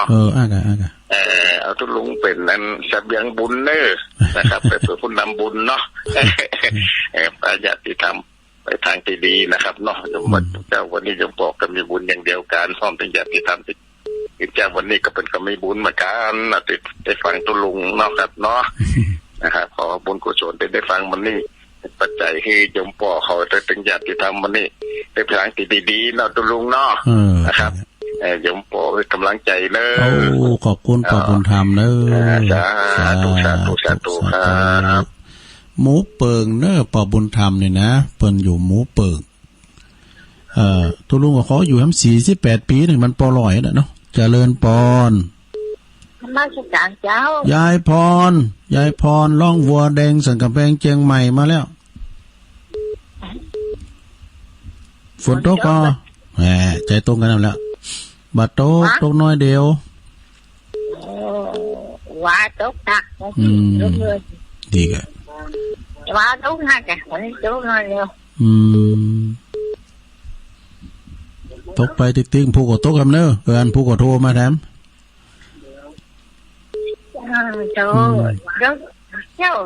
ยายพ่อในมือแม่นเนี่ยเปิ้นนี่โคตรมือปอแปบเนี่ยเปิ้นอันนี้ติดกุหลาบเนี่ยเรียกว่าอันมีมหานิยมยายติดกุหลาบเนี่ยแม่ยายพ่อเนี่ยนะยายโอนในกันเอาอย่างนั้นโพสต์ตำเด็ดยายโอนอ่ะยังจ่อเนี่ยนี่คือกันเบิ่งกันนะแม่น่ะส่งกระแสเสียงไปทางปุ่นเทรนเนอร์ปุ่นอ่ะโยมสมเพชรทางดอยโตนปุ่นเนาะทางแม่จิรพันธ์โมป้อป้ากันเนอร์ซาวเอสนะพี่น้องทางเชียงไฮ้แต่พี่จ่าน้อยเดนเนอร์โลมพลนะพี่จ่าน้อยตัวพี่จ่าน้อยวัดสันห้างทางเมืองฝางแม่อายทางตุปีนาน้อยโอ้ไปเป็นนานอยู่ตุปีน้อยตุปีจ่าน้อยปิ้นเก้าปิ้นกันเนาะไปกินไปตานไปทำกิจกรรมตานตีนด้วยกันเนอเมืองนานนะโอ้วัดเป็นกว่างวัดเป็นหม้อแหละเอายินดีนะยายพรสาธุยายพรนี่เต็กแมนได้เต็กติดกุหลาบเจริญปอนมาสักการเจ้าหลังการแม่สาวมาแล้วฟังแม่ไอ้เนาะเจ้าแม่จันสมเจ้ามันติดยากแต่บนมันหนักกว่าสายแน่นดาราลูกลองซอสะบดแล้วเจ้าตุลุงซอแล้วนี่ซอถ่องกันเนาะน่ากันทั้งเป็นสายพินได้มาซอนั่นกันเป็นสายพินได้ยินแล้วมาเด้อน่ากันหลังการไม่สาวขอร้องนั่นกันหลายคุณที่ขอร้องนะรีบกอบรีบโกยเนาะรีบพอรีบพายตลาดจะวายสายบัวจะเน่าเนาะโอ้กำเน็ตเนอร์กันนี่กำเน็ตเนอร์วันนี้วันพระวันศีลใหญ่เจ้าเป็นไอนมัสการนะเจ้ากำลังใจเจ้าขอบคุณแม่จันสมสายทารามาใจเลยแม่จันสมหลังกาดแม่สาวเนาะเจริญปอนโอ้เวลาหลายอยู่อยู่ตรงไหน ม่พินนะเจ้าโอ้แม่พินมาแล้วแม่พินป่าแดดเนาะเจ้าได้ยินจริงไหมเน่ได้ยินทีแล้วเนาะเจ้ามันนี่มันยังบัดเจ็ดต้นจะบอกกันนะโอเคอันนั้นนะวัดวัดบนนะนั่นก็มันบัดใจวันบัดใจตุ่นฉบับมันห้องอิ่มโมนไว้แต่ไข่แต๊ดแล้วจ้าเฮาก็ไม่ได้ฟังมาก่อนเนาะซ้อมข้ามก่อนจ้าขอบคุณแม่พินนางๆเด้อโอ้สาธุเข้ามาแถมสถาญาติโอ้เข้ามาใหม่เด้อแตนโกสกรรมเจริญปอนเจ้าไว้จ่าเจ้าลุง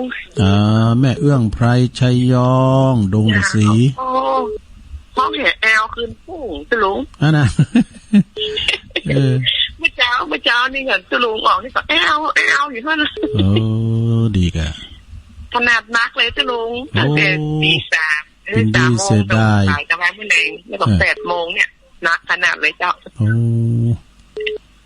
มันเป็นตกมันฝุ่นตกมุ้งไข่ใบใหม่เป็นว่าเนาะเนี่ยนะคนตกเดียวมันก็ไปเป็นตี้อะจะลงกันลงเป็นตี้เนาะแม่น่ะมันหอมไผ่หอมมันเจ้าเดี๋ยวก็ไปปากะโดยน้อยปากะวันนี้เนาะมันถึงคิวมาถ้าถึงคิววันนี้จ้ะถ้ามันถึงคิวมันเป็นโต๊ะถึงเวลามันเป็นโต๊ะอาจารย์ว่ามันได้คิวเตยหรอถ้าได้คิววันเนี้ยเจ้าฟังอยู่เนอะจ้าไว้สาจ้าขอบคุณหนักเนอะสาธุแม่เอื้องไพ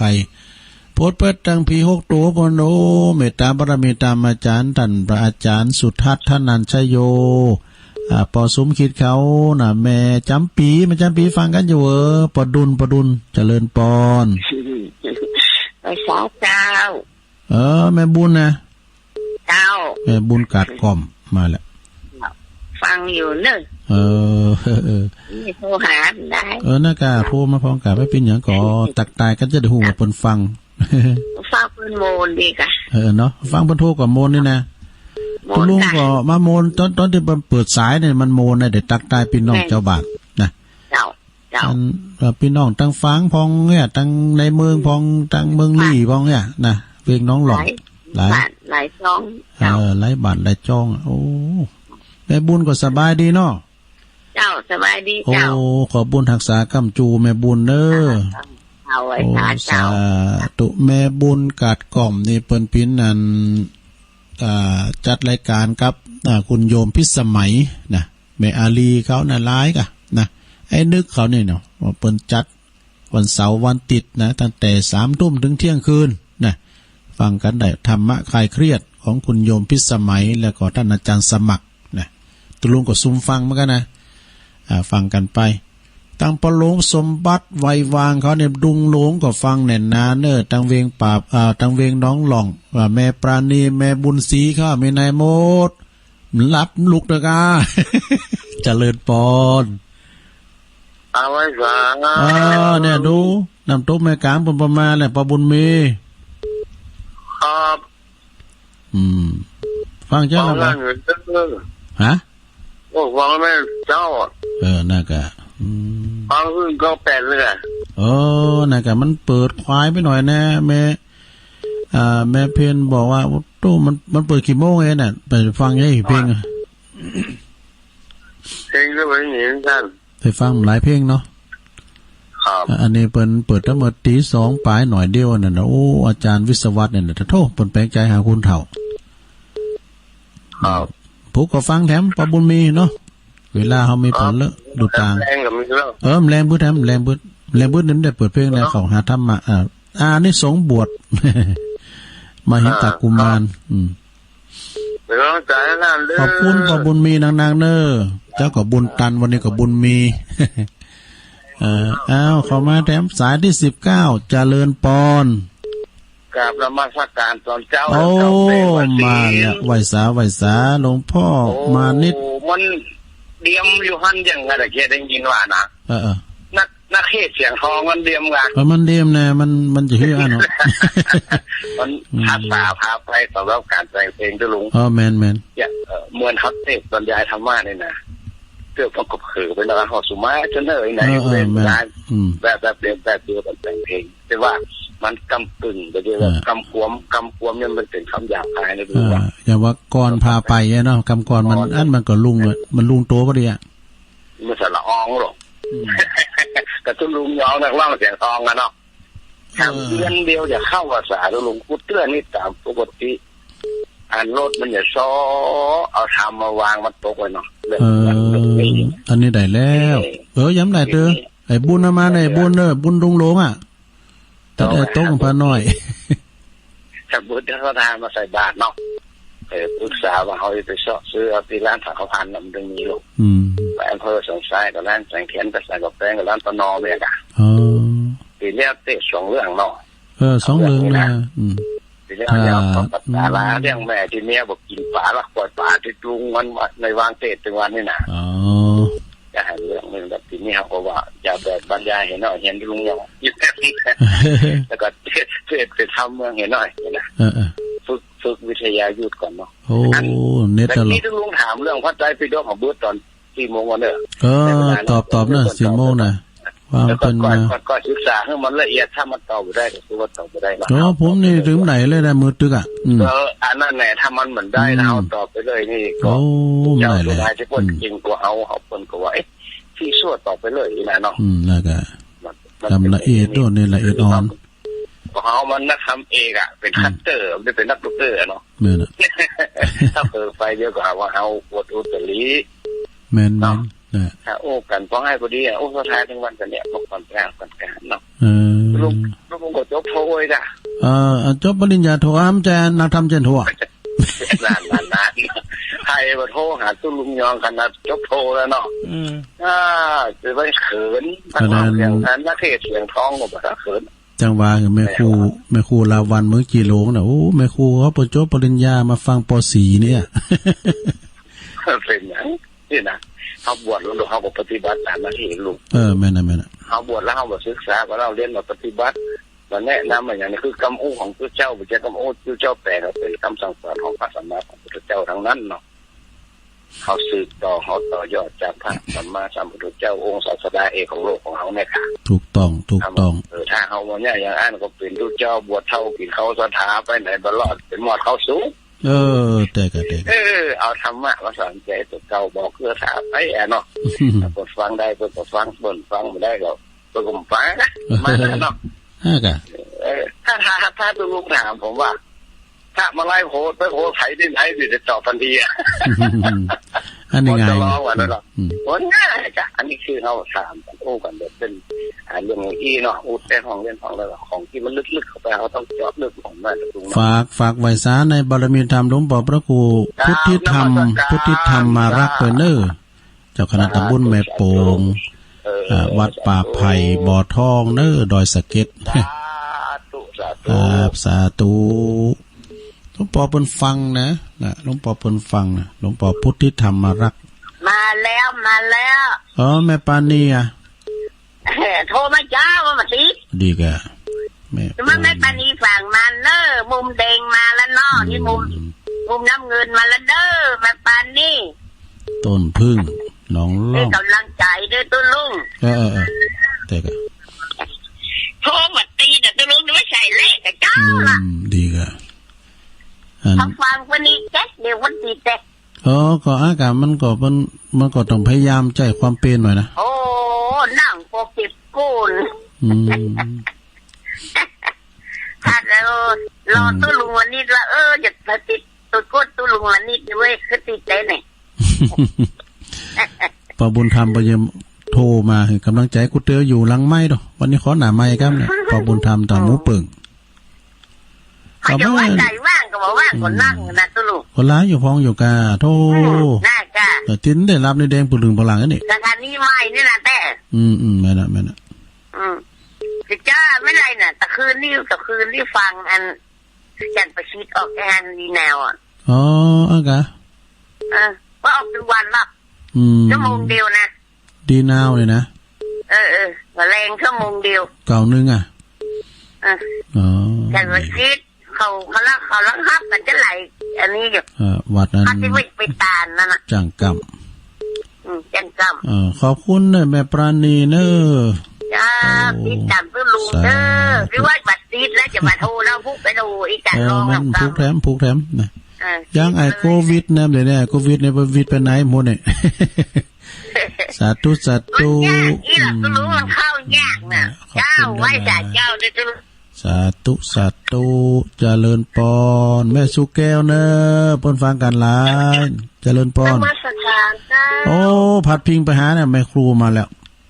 โดนพัดพิงเจ้าแม่ครูลาวันเมืองกีโลงจะธรรมะชโลมใช้วันนี้ไปวัดกันเนาะเตกะเมืองกีโลงลุงฝนตกกับเจ้ามีฝนเหรอโต๊ะมันโต๊ะปอหลายนะโต๊ะนี่โต๊ะมันโต๊ะหน่อยโต๊ะปอหลายแต่สุดมาจุใจเด้อเนาะโอ้มันจะหาอึ่งหาเขาด้วยน้ำเนี่ยไหลลุงดอยแต่ว่าเฮ้ยมันโต๊ะหน่อยอยู่ได้แต่งก้อนชื่นชมตุลุงแล้วก็เหมือนน้ำทิพย์ชโลมใจรักดีนั่นน่ะลูกบ่าวเพิ่นว่าตุลุงมีเฟซบุ๊กเหรอวะมีอันเฟซมีเว็บไซต์อันก่อว่ะอันมีดูตุลุงได้นี่ Facebook นะตะวันจะไปนมัสการลุงคนดอยบ่เด้อโอ้ขอบคุณลุงน่ะแต่ต้องโทรเขาไปก่อนเนาะโทรมาก่อนกับช่วงนี้มันขนาดไปไหน17วันนึงที่ได้ไปนะสีพลอยประดับยนต์อาจารย์เลิศพันธ์หลากหลายอัธรสนะคะโอ้โมนฟังตุลุงแล้วสารธรรมคำสอนนี่น่าฟังง่ายๆมึงแต่พองดินพองไอ้สาระได้เนื้อหาธรรมะเอาไปใจได้เลยอาหาร